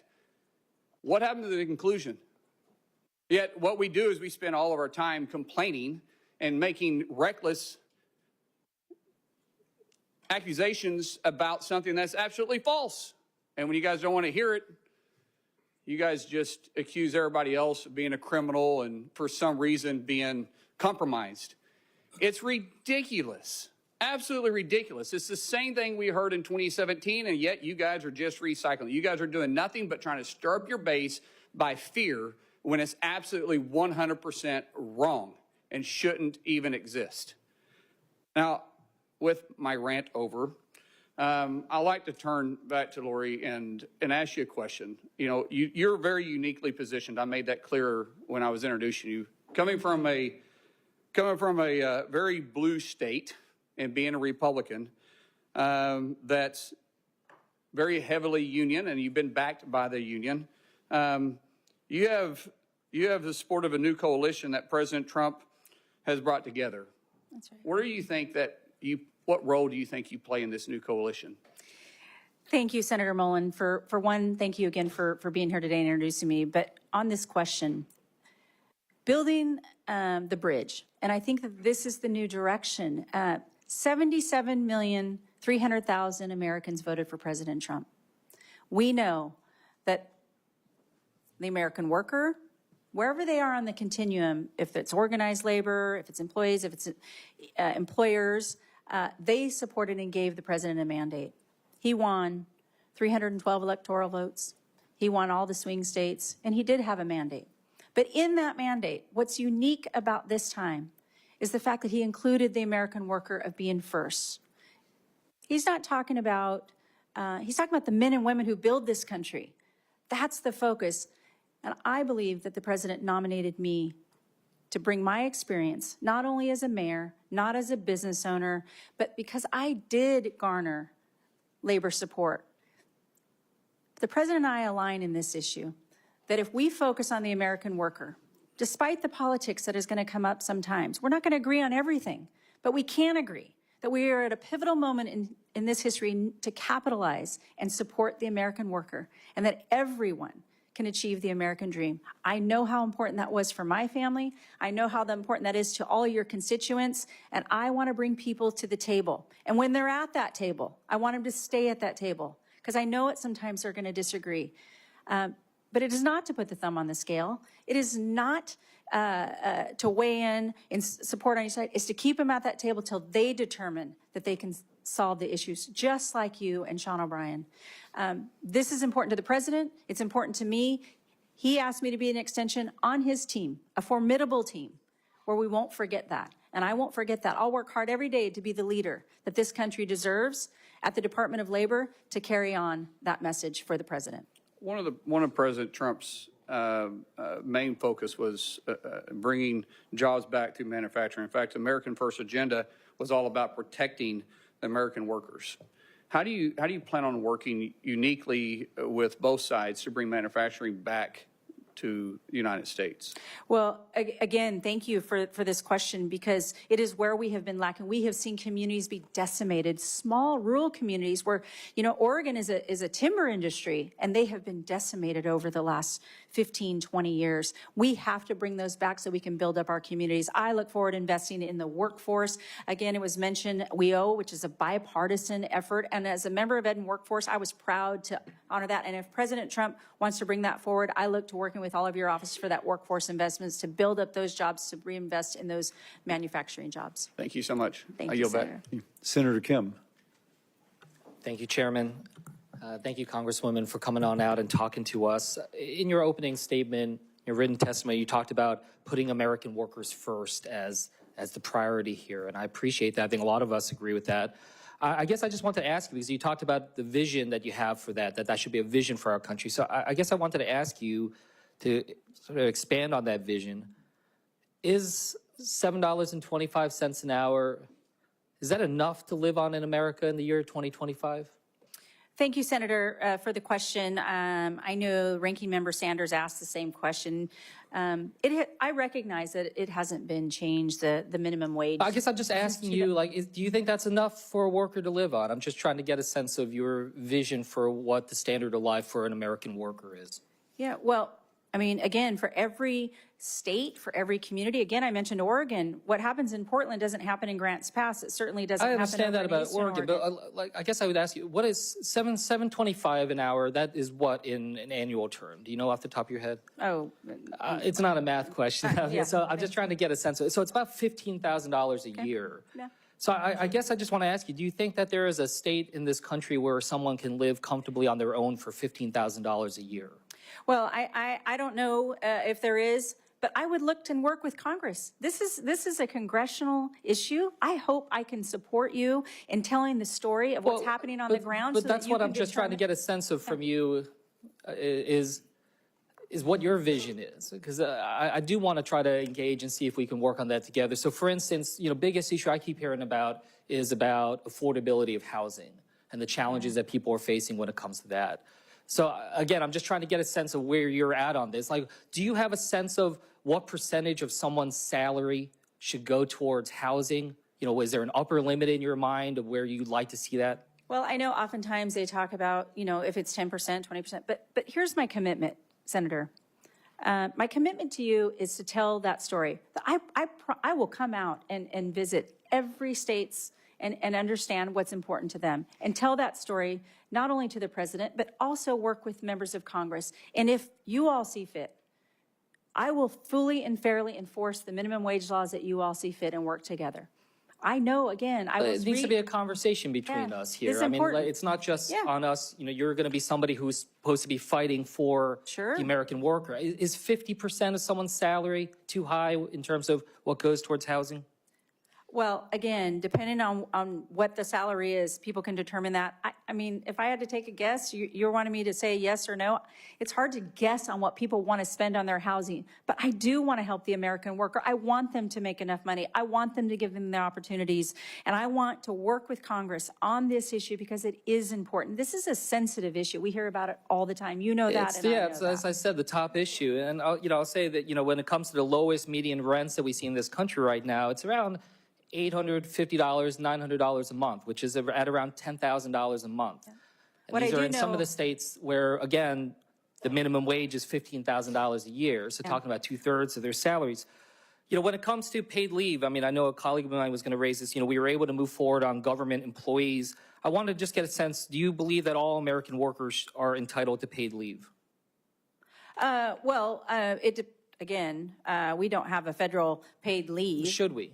Well, that, again, I know as the I'm Department just of trying to Labor- get a sense of your vision. I get it. You're not a lawmaker anymore, but I'm just trying to get a sense of what you're going to be fighting for. What's your vision for the American worker? Well, my vision for the American worker is to achieve the American dream. I That they understand have that, the but is a part of the opportunities. American dream paid leave for all workers?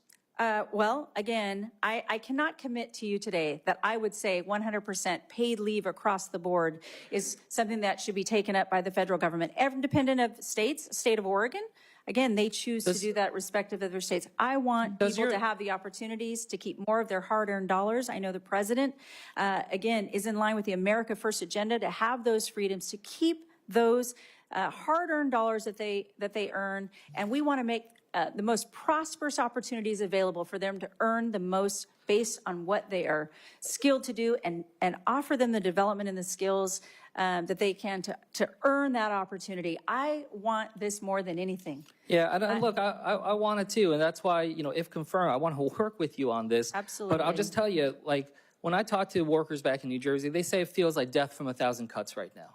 There's housing, there's healthcare, there's so many other things. They're working 2 to 3 jobs just to be able to get by. They're not asking for the moon. They're just asking to be able to live a life of dignity and decency. And I hope that we can at least be able to stand up and say that that's what we're going to fight for. I yield back. Thank you, Thank you, Senator Kim. Senator Tuberville. Thank you. Good morning. Good morning, Coach. Let's beat a dead horse here. Right to work state, Alabama. My constituents at home want to know that, are you going to try to change our status as right to work? I respect the fact that you are from a right-to-work state, and I respect the fact that you can continue to be a right-to-work state. Thank you. Back when we had the PRO Act, I offered an amendment that would require authorization from employees in order for any kind of dues, fees, or assessments to be used towards a political campaign by the union bosses. It failed. Are you for that? Are you for, how would you handle that? Dues going from a union, paid in a political contribution from employees that are not asked, can we use your money? So you're saying they pay their dues, it's used for a political contribution without their knowledge? Right. Yeah, well, again, that's not something that I think they should be aware of where their dues are going. Yeah, okay. Just asking. Yeah. You voted for the PRO Act. I was just asking. I didn't, Senator, if I could correct the record, I did not vote for the PRO Act. I put my name on this. We did not have a vote on the PRO Act, so I just wanted to correct the record on that. All right. We had this conversation a couple of weeks ago. My constituents want to know, you worked in Planned Parenthood years and years ago. You pro-life or pro-choice? I am supportive of the president's agenda. I have a 100% pro-life voting record in Congress, and I will continue to support the America First agenda, which we know includes life. Good answer. All right. Talk to me about legal immigration. In my state, we have the most engineers in the country, in the state of Alabama, because of NASA and defense contractors and all those things. We're running short on a lot of engineers, high-tech people that are well-trained in our country. For some reason, we're running short because big tech is growing. Where do you stand on legal immigration? Your thoughts? Well, I'm supportive of legal immigration only. I mean, I don't see another way around it. But you're talking about, are you referring to the H-1 visa program? Anything to do with high tech, anything to do with engineers, Yeah. that, you know, eventually we're going to have to allow more people to come, but not to tear down the structure of young men and women having a chance to make a better living because they spent 4 or 5 years at a university and have to pay their bills. No, I appreciate that so much that you brought this up. You know, certainly we never want to replace the American worker. We want to make sure that we're investing in the American worker and they have the skills needed for the high-tech industry, as we see moving forward through a lot of our respective states. On the visitor's visa, on the H-1B, there's been conversation about in the immediacy. I've heard that from many of the senators. It's about today. What happens today and tomorrow? I commit to you to working, again, with testing the market. That's the Department of Labor's remit. It's to test the market and seeing where we need the guest worker program. Once we've exhausted all other programs and making sure that we're out there, then work with the Department of Homeland and certainly the Department of State on if we have to administer more, but that's going to be certainly Congress will determine it, and then I'll work with those interagencies as well. And I would love to work with your office on that specifically. Thank you. Thank you. I'm not going to put you under a gun on this question. You probably don't know a lot about it. A lot of people in this room know a lot about it. NIL, name, image, and likeness. Mm-hmm. It is a disaster, and we're going to have to do something in your tenure to help young men and women understand the situation that we're in, because we're going to start losing Title IX. We got a young man that just signed an $8 million contract, and he's 20 years old, and it's out of control. So the next time you come, hopefully we can have a hearing on what we call name, image, and likeness. I'm all for kids making money, but it is workforce. It needs to be changed. It needs to be regulated to a point where, all men and women, young men and women, can have a chance to make money. So just to bring that to light, but that will be under your purview in the very near future. Thank you, Mr. Chairman. Thank you, Senator. Thank you. And next would be Senator Blunt Rochester. Thank you, Mr. Chairman. And I also want to thank you, Congresswoman Chavez DeRemer, for the opportunity to meet with you ahead of the hearing. I really felt we had a robust conversation about the workforce and how we move forward as a country, and the fact that working people deserve respect, protection, and fair treatment. I want to start by just acknowledging, I know you are following the reports, the over 10,000 federal employees, civil servants who have been fired in recent weeks, including staff at the FAA, the NIH, HHS, the Department of Education, and more. And to me, beyond the harmful impacts that those individuals are feeling and their families are experiencing, it is having ramifications across the country. Everything from our plane safety to biomedical research to measles outbreaks that I just heard on the news earlier today, to the avian flu. All of this, while the cost of eggs are not going down, people are feeling the impact. I'm also concerned, I shared with you, I had the opportunity to serve in Delaware as Secretary of Labor, and so labor is so important to me, but also State Personnel Director. And just from a workforce planning perspective, a lot of this doesn't even make sense. To get rid of some employees that are protecting our national security, our nuclear safety, all of these things, and our health just doesn't make sense. And then there's going to be the ripple effects of where do these folks who are now unemployed get the resources they need to live and survive? How do they deal with the trauma? There will be ripple impacts. And what you said is you want to help the American worker.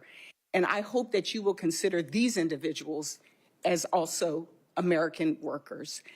My questions, I wanted to talk a little bit about what we discussed in terms of the future of work, which has been one of my top priorities in preparing folks for the jobs of today, but also the jobs of tomorrow. And in Delaware, we have a robust biotech ecosystem involving workforce-focused partners like the Delaware Bioscience Association and the National Institute for Innovation and Manufacturing Biopharmaceuticals at the University of Delaware, also known as NIMBLE. We also have with our students the Delaware Pathways and vocational technical high schools in Delaware, and 2 labor unions. So far, we know we need more workers to grow our economy.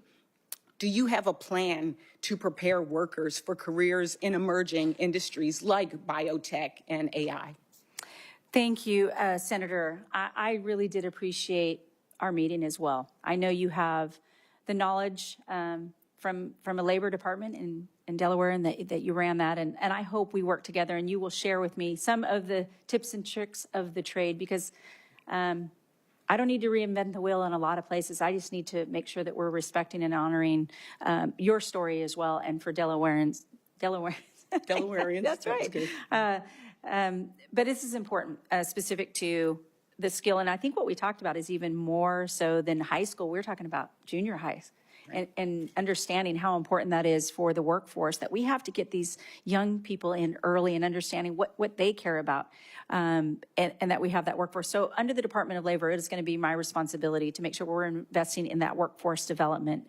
I was proud, and I was brought up earlier, to serve on the Ed and Workforce for reauthorizing WIOA. That's, again, a bipartisan. It didn't happen. It didn't go through. And I hope, with all respect and talking to the president if it aligns, that this is something that if Congress takes it back up, that I can work with you all, not only technically, but to enforcing that and really investing in the workforce specific to high tech, because we know we're going to need those jobs. And so this is an important issue, I would think, to everybody sitting up here, that they're a part of the workforce and respective in every state. I know in our conversation we talked about making sure that labor as well as industry are present at the table when we make these big policy decisions, when we do legislation. One of the things that I will be focusing on and introducing legislation on is an accelerator, the Advanced Research Projects Agency of the Department of Labor, ARPA-L. Is similar to what we've done for health with ARPA-H, with defense for DARPA, which gave us groundbreaking technologies like the internet and Siri. And so hope to work with you on these as well. And again, let's make sure that we focus on all workers. That includes those folks that are being fired, laid off, and in a lot of trauma. Thank you, and I yield back. Thank you, Senator. Thank you, Senator. Senator Murkowski. Thank you, Mr. Chairman, and welcome to the committee. I enjoyed our conversation. We had a chance to talk a little bit about the Alaska workforce. I'm looking at an article that just came out, and it cites to the Alaska State Department of Labor and Workforce Development, looking at labor statistics, or workforce statistics back in 23. We don't have 24's numbers yet. But right now, non-resident workers in our state make up 23.5% of the workforce. That's a lot. It means we get folks that come to us from other states. When you have 82% of your communities that are not connected by road, you can't move as a worker from one village to another village unless you're willing to pay several $100s for each leg of your airplane ticket to get you to another community for work. So we rely on out-of-state workers. In the oil and gas industry, 37.4% of the workers were non-residents. In the mining industry, non-residents accounted for 41.6%. In the seafood processing sector, which is significant, it's one of our largest employment and economic drivers in the state, producing more than $5 billion in economic activity. So this is big for us. But what is even bigger is in 2023, 82.8% of the workers were non-resident. We process our seafood in small coastal communities that, if they have a population at all, it's maybe 500 people that are there. You cannot run a seafood processing industry when you don't have the workers. And so back to the comment that was made earlier about H-2Bs, this is significant for us. Senator Collins asked about your commitment to issue supplemental visas in in a timely manner, but also to the maximum extent allowable. You do have that discretion. You've indicated that you're going to work to that. I'm going to ask you to look specifically to the seafood processing sector. Of all the sectors that are out there, and my friend from Virginia knows full well, seafood is more truly seasonal than so many other sectors. But right now, we are competing, if you will, for these H-2Bs with other sectors like landscapers. Last I checked, you can do landscaping 365 days practically in most parts of the country. The seafood sector in Alaska, you're looking at an industry during the summer, at least when it comes to salmon, where it is literally an 8 to 10 week season. We are the poster child for seasonal workers. I need to know that you will not only support the H-2B visa program, but commit to working with me on legislation to exempt seafood processors from the H-2B visa caps. This is something that we've been trying to work for years. Basically, we've been stalled out by big labor that is so concerned that we're not offering these jobs to people across the country. You can't get an H-2B visa until you have demonstrated that all the efforts that you have made to seek U.S. workers and that none are coming to you. So we had the conversation in my office. It's important to state it here publicly how significant it is, and I need your assurance that you're going to work with us and work with your partners within Homeland Security as well on this critical issue for us. Yes, ma'am. I will commit to working with you specifically on this issue. Thank you. I appreciate that. A lot of conversation about apprenticeships, so I'm not going to revisit that, although I did just come from a meeting with the head of the Alaska Military Youth Academy, who was talking about the benefits of going from that exceptional program to hand in glove with the Alaska Works training program, so that these young people can see the benefits right then, right there. Maybe I want to be a welder, maybe I want to be a carpenter, but you take them hand in hand. Last thing I'm going to raise is something in a conversation just yesterday with the head of the building trades. We're talking about childcare. We're talking about childcare because we can talk about a workforce, but if people can't get to the workforce because they can't afford childcare, so I would hope that you're going to prioritize families in the workplace and support incentives for on-site childcare. Yes, ma'am. Thank you. Thank you, Mr. Chairman. Thank you, Senator. Senator Markey. Thank you, Mr. Chairman. Welcome.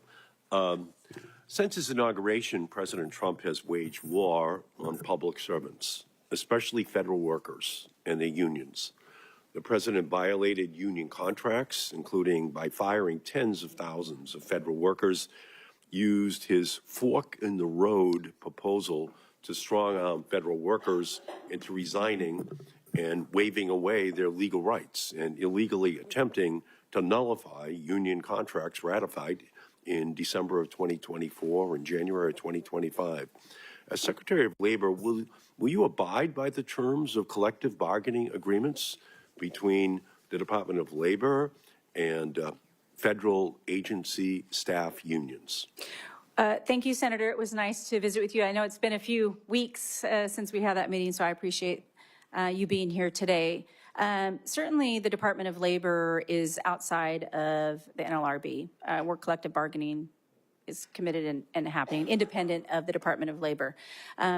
So I will, work with your office in determining exactly what it is that you're specifically asking, but outside of the Department of Labor is to protect the American worker. And then, of course, as we overlap, because the Department of Labor expands a little bit more than collective bargaining and unfair labor practices under the NLRB. But will you advise President Trump and Elon Musk that they must reverse all decisions that violated the contracts that were negotiated between the unions and their agency employer.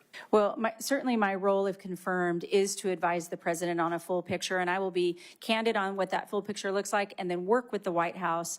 And if it aligns with the president's America First agenda, I will be that advisor to him, yes. Right. Well, I mean, obviously, collective bargaining is not part of his agenda, and that's where the Department of Labor historically has intervened to make sure that those protections are put in place.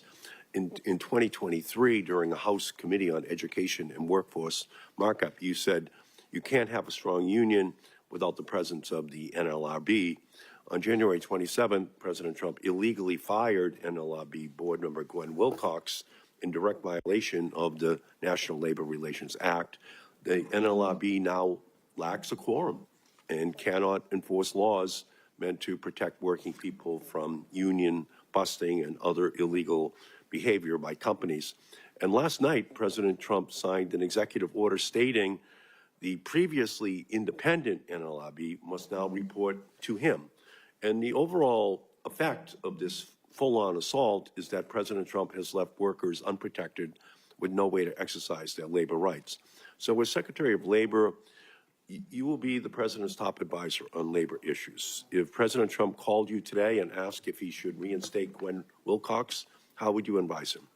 Well, that's a hypothetical, as you know, and I have not been confirmed. But I respect the president's executive authority to run the executive office as he sees fit. He is the one who was elected president by the American people, and he's honoring the promise he made to the American people. If confirmed, I will work on behalf of the president, but I will present him a clear and candid picture with the facts, and we will consult then together. But it is important from the Department of Labor that I give him that full picture. Yeah, well, unfortunately, according to President Trump, the NLRB is no longer an independent agency. And by signing that executive order to abolish the independence of the NLRB, it puts a lot of pressure on you to make sure that there is a protection for the independence and capacity of that agency. And I appreciate your record of engaging with unions, but workers are under threat at their workplace and in their homes. Greedy corporate executives chip away at their rights, lay them off, got their retirement, all while driving up prices. And the president is letting the richest man on the planet cut public school funding, threatening our children's education and jobs of the largest sector of union workers in the country. He lined his inauguration with billionaires collectively worth over $1 trillion. And since his inauguration, union workers in Massachusetts have already lost many, many jobs. And some of my Republican colleagues are eyeing cuts to programs that help people get food, housing, and health care. So if you're confirmed, and I'm assuming that you will be, I commit to working in support of all workers, and I hope you will work with me to stand up to President Trump when he takes actions that harm American workers. I think it's very important that the Department of Labor and you be the voice for those workers. Thank you, Mr. Chairman. Thank you, Senator. Thank you, Senator Markey. And now Senator Hawley. Thank you, Mr. Chairman. Congresswoman Chavez-DeRemer, welcome. It's great to see you here. I enjoyed our conversation. It's been, gosh, now a month or more ago, but it's great to see you here. You've taken questions, obviously, from both sides, and I know you've taken a little heat from both sides. You've handled it beautifully. Let me just get a few things straight. For my Republican colleagues, let me just clarify. You are President Trump's choice to lead the Department of Labor. Have I got that right? Yes, you have. And you support the president's policies and will implement his agenda. Have I got that right? Yes. And to my Democrat colleagues, you very proudly sponsored many pieces of pro-labor legislation in your time in the United States House of Representatives. You have a long record of working with labor, of working with business to try to advance a pro-worker agenda. Is that fair to say? Yes. Which is probably why the president chose you for this role, if I'm speculating. Is that fair? I think your record is really outstanding. Let me ask you about one issue that hasn't gotten a whole lot of airtime today, but I think is so important. That's the significance of immigration when it comes to the American worker. I've got a chart here that I want to show you. This is the Department of Labor's own data on jobs following the pandemic and in the last administration, in the Biden administration. If you look here in the red, those are foreign-born workers. If you look at the blue, those are American-born workers. And as you can see, the data that you can see it, the graphic itself tells the story. American-born workers, no change in employment just a return to the norm in the Biden administration. Foreign-born workers, that's where all the jobs go. What's it mean? According to the Department of Labor's own statistics, during the Biden administration, virtually all of the job gains, which were pretty meager, I have to say, but even that, virtually all of them went to foreign-born workers. Now we know, again, from the Biden administration's own statistics, that about 11 million encounters with illegal immigrants were recorded at the border. During 1 month alone, the Biden administration allowed 370,000 illegal immigrants to cross the border. Many of these people got work permits and started working, competing with American workers and legal residents, many of them union members, and of course, illegal immigrants, not union members. Companies don't pay them the same wages. They don't offer them the same protections. Speak to the danger of out-of-control illegal immigration when it comes to wages and benefits for American workers. Thank you, Senator. Very important issue, and one that I know that the president has been very public about, protecting the American worker, and understand that we don't want to displace American workers. I understand some of the senators in the guest visa program on the immediacy of certain industries. But as a whole, we want to make sure that we're always investing in the American worker first, that we want to be one of the strongest economies in the union and in the world. So we can be on a level to compete with our, maybe our foreign adversaries when we're talking about China. But what's important to the president and important to me and how we align is making sure that we're putting the American worker first and that they have the opportunities to earn and be at those jobs as they see fit, and the Department of Labor to support them in that investment in that those industries. Is it fair to say that a tough border policy that cracks down on illegal immigration, that stops the flow of mass illegal immigration across our border, stops the work permits being given to illegal immigrants, this is pro-worker. This helps American workers maintain their wages and maintain their jobs. Is that fair to say? Yes. Let me ask you about some of the children who came across the border, were trafficked across the border in the last administration. 520,000 of them, to be precise, unaccompanied children trafficked across the border. Hundreds of thousands of them lost and now being exploited by companies like Tyson's Food, for example. Let me just give you an example of bad corporate behavior. Tyson's Food has closed down 2 major plants in my state, the state of Missouri, just in the last year and a half. They have canceled contracts with farmers. They have put thousands of workers in my state out of business, and yet we know from the investigations done by the New York Times and others that they have huge numbers of illegal child labor in their supply chains. In their factories, they are putting children who are trafficked here to work. So they're firing American workers, but they are exploiting child workers. Will you go after companies like Tyson's and anyone else who would violate our labor laws and exploit children while they are firing American workers? Yes, it's an important remit under the Department of Labor, as you know, to protect and not exploit all workers, but certainly child labor should not be accepted by anybody in America. And the Department of Labor has the enforcement capability to double down if they knowingly are breaking the law and exploiting children in their factories. I think we've got to make the penalties even tougher. Senator Booker and I have bipartisan legislation to do that. And again, it is pro-worker to say we're going to protect Americans who are working legally, and we're not going to allow children to be exploited in this country, or people trafficked into this country to be exploited for the purpose of profits by these mega corporations. Thank you, Senator. Thank you, Senator Hawley. Senator Also Brooks. Thank you. Good morning, Mrs. Chavez-DeRemer. And I want to, first of all, congratulate you and your family on your nomination. And to begin by saying Maryland, the workers that we're talking about today, Maryland has the highest per capita share of federal workers in the country. So the people that we're talking about are my constituents, by and large, and they are reeling from this administration's mass firings. Now, when we had our conversation last week, and I know that it was reinforced today, you assured me that you would abide by the law, that even if encouraged to break the law, you said that you commit to following the law. Is that still the case? Yes. Now, do you believe that a collective bargaining agreement is enforceable under the law? Yes. And if I can ask you, are you aware of the statute which recognizes the right of federal employees to engage in collective bargaining? I don't know the statute number, so. It's Title VII of the Civil Service Reform Act, but what I can tell you is that statute, are you aware of that statute or any statute that limits the binding nature of a collective bargaining agreement based on when it was signed? I'm not an attorney, as you know, and so I would like to. But you would be in charge of enforcing the law. So if it is the law, yes, that there is no statute that limits the binding nature of a collective bargaining agreement, then you would enforce that collective bargaining agreement. I will fully and fairly enforce the law. Now, I want to tell you that President Trump has canceled what he has called as lame duck collective bargaining agreements.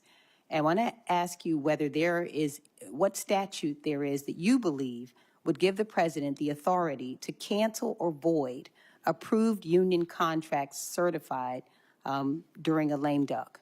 I'm not familiar, and I cannot weigh in on any specific statute that you're asking me about.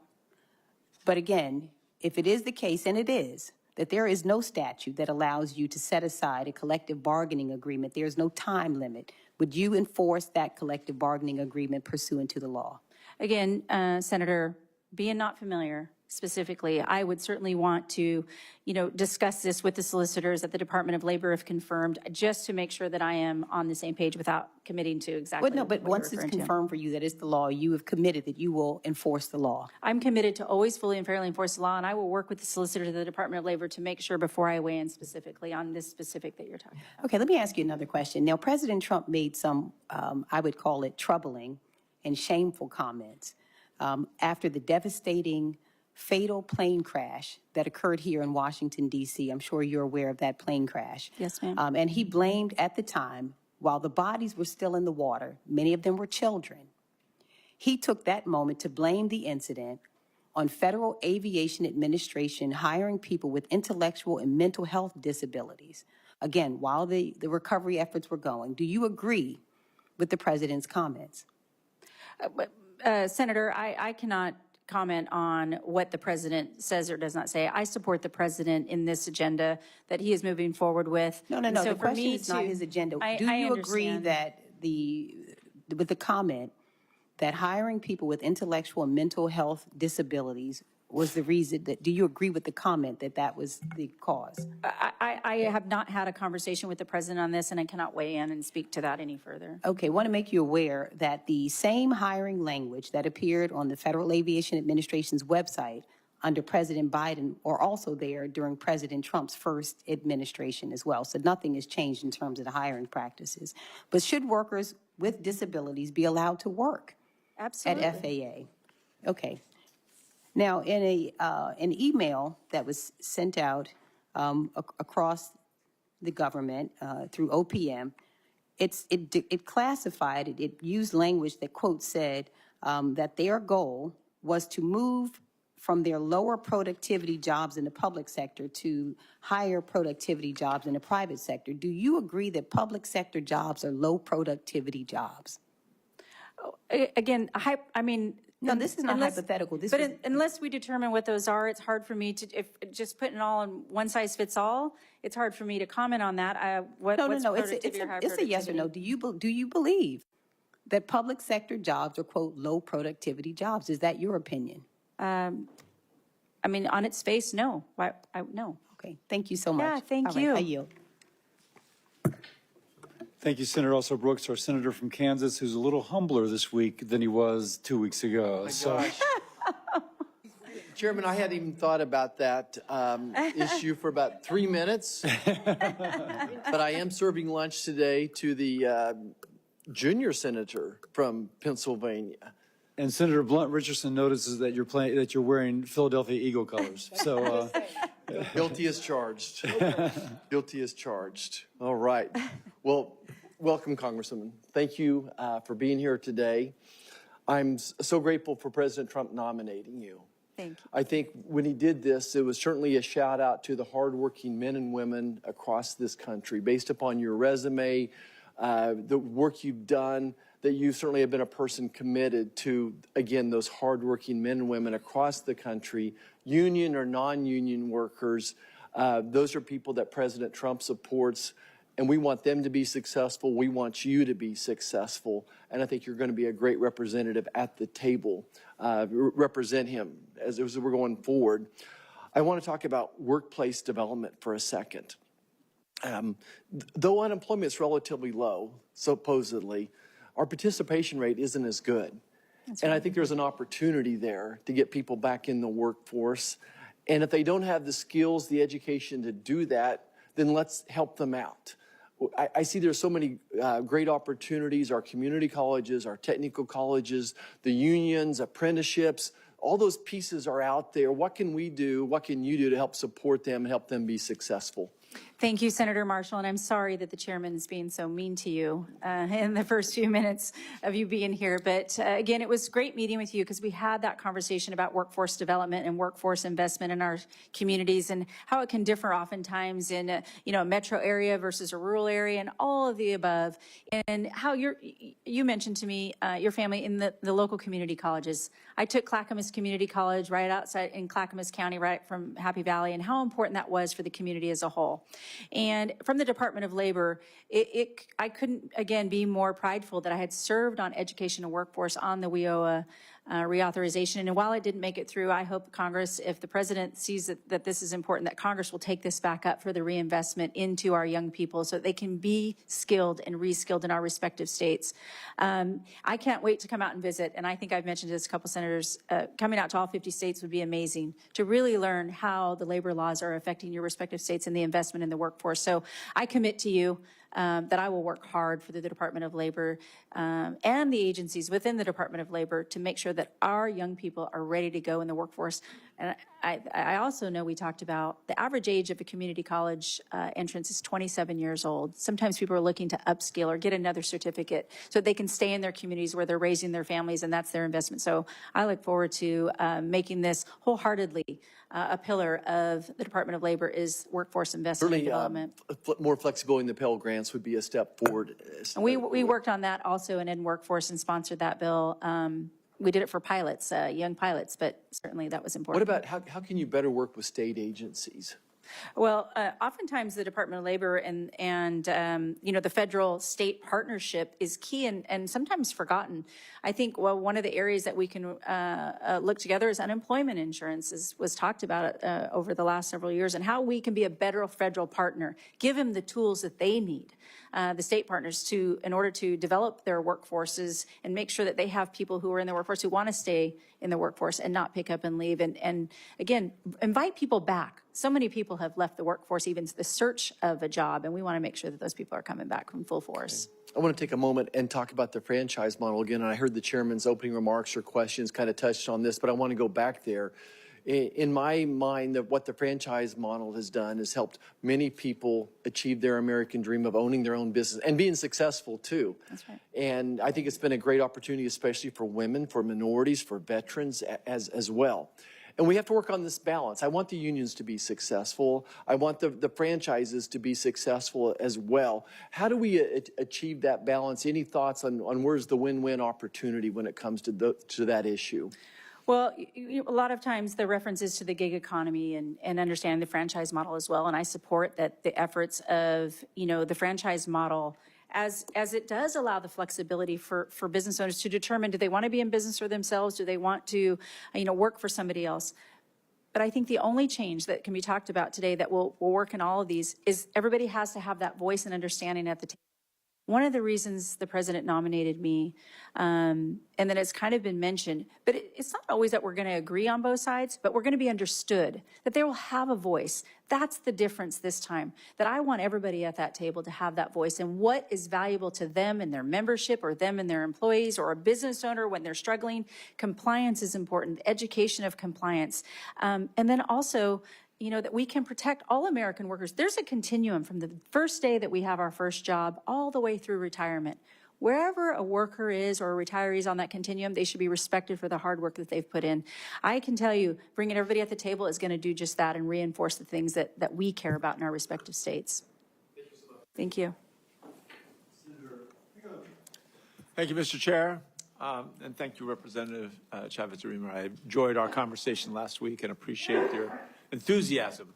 I thought I'd start with just a quick answer, a quick question, that if you track the shrinking of the middle class, which we've seen in this country over about the last 60 years, I think it's safe to say, it almost exactly tracks the reductions in unionized labor in terms of as a percentage of the workforce.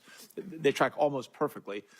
Do you agree that we want to get more workers in unions as a method to expand the middle class? Is that a worthy goal? Well, I think the goal is the option. If people choose to organize, they should have a free and fair right to organize. And if they choose not to, they should also have that right. But don't we want to have more? Isn't the country better off with more working people getting paid better wages? And really, the only way that generally happens is through union representation. Well, again, supportive of both sides of the table is going to be important. If an employee chooses that they want to be in a union, or they have the right to do so. And the same if they choose not to. It was just mentioned on the other side about, what does it look like for the franchise model or the independent contractor model. So I think the flexibility and the conversation is what's key here. And is there room for both? I believe there is. The president certainly believes there is, because this is the new direction of where oftentimes we've had the extremes arguing. If we keep the American worker first and foremost, we're going to come to the center of that table and I think develop exactly what you're talking about, keeping more of their hard-earned dollars. I appreciate that. And again, the ultimate goal, we want to expand the middle class. I appreciate your small business background as a small business person myself in a past life. I think that will be invaluable.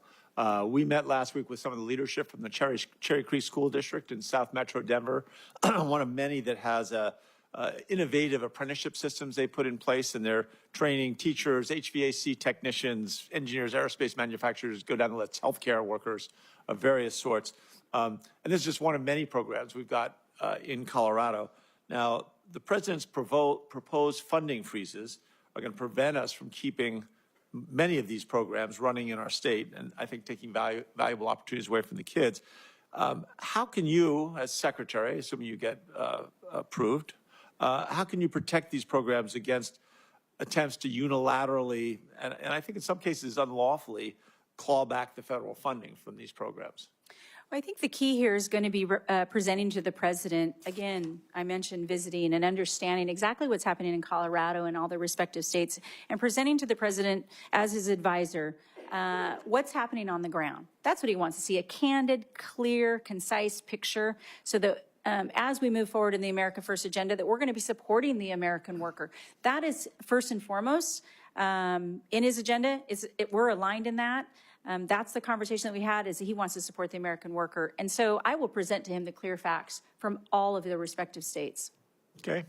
Back to youth apprenticeships, which, as you know, my last 6 years as governor, that's what I spent a lot of time on. And I look at it as one of the great gaps that 65 to 70% of our kids aren't going to get a 4-year degree. And we have done a piss poor job of giving them the tools to acquire the skills necessary to have the American dream. Is there ways that we can look at to expand apprenticeship programs, youth apprenticeship programs? So I'm not just talking about 18 and over. I'm talking about 16-year-old, 17-year-old, 18-year-old kids who could want to work in an accounting firm or an advanced manufacturing or a hospital, whatever. How can you see us expanding that through your tenure at the Department of Education? Well, I think we can certainly agree that, and you heard the conversation about, speaking to even our youngest, our junior high, our middle school kids, all the way up into high school. But I would like to work with your office and, as if confirmed, get into the Department of Labor, really expand and explore what can be done. But if I could work with your office specifically on this and get to know it a little bit better, I would like to have that conversation with you. No, I will take that and we'll follow up on that. We'll get you out to Colorado. A lot of the records, on February 5th, DOJ went to the Department of Labor and demanded that certain federal employees' information be released. And I think there was a lot of retirement account, private information. We haven't seen I haven't seen any disclosure of how those records are going to be used. And I think, what are the reassurances that the American people have that those are still safely secure? Well, I haven't seen them either because I have not been confirmed, as you all know. I have not been read in onto what is happening with DOJ in the Department of Labor. But if confirmed, that'll be the first thing I do is make sure that I'm briefed on it and made aware of everything that's happening. So I don't have that answer for you because I don't know what's been happening either. Okay, fair enough. Thank you. Thank you, Senator. This concludes our hearing.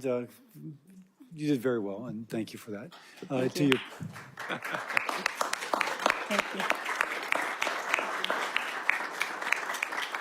To your parents and husband and children, I know y'all are incredibly proud. This is my, so let me just my say mom that. and dad, Yeah. my daughter, my parents. For any senator who wishes to ask additional questions, questions for the record will be due tomorrow at 5 p.m. We now conclude the hearing. Thank you. Thank you,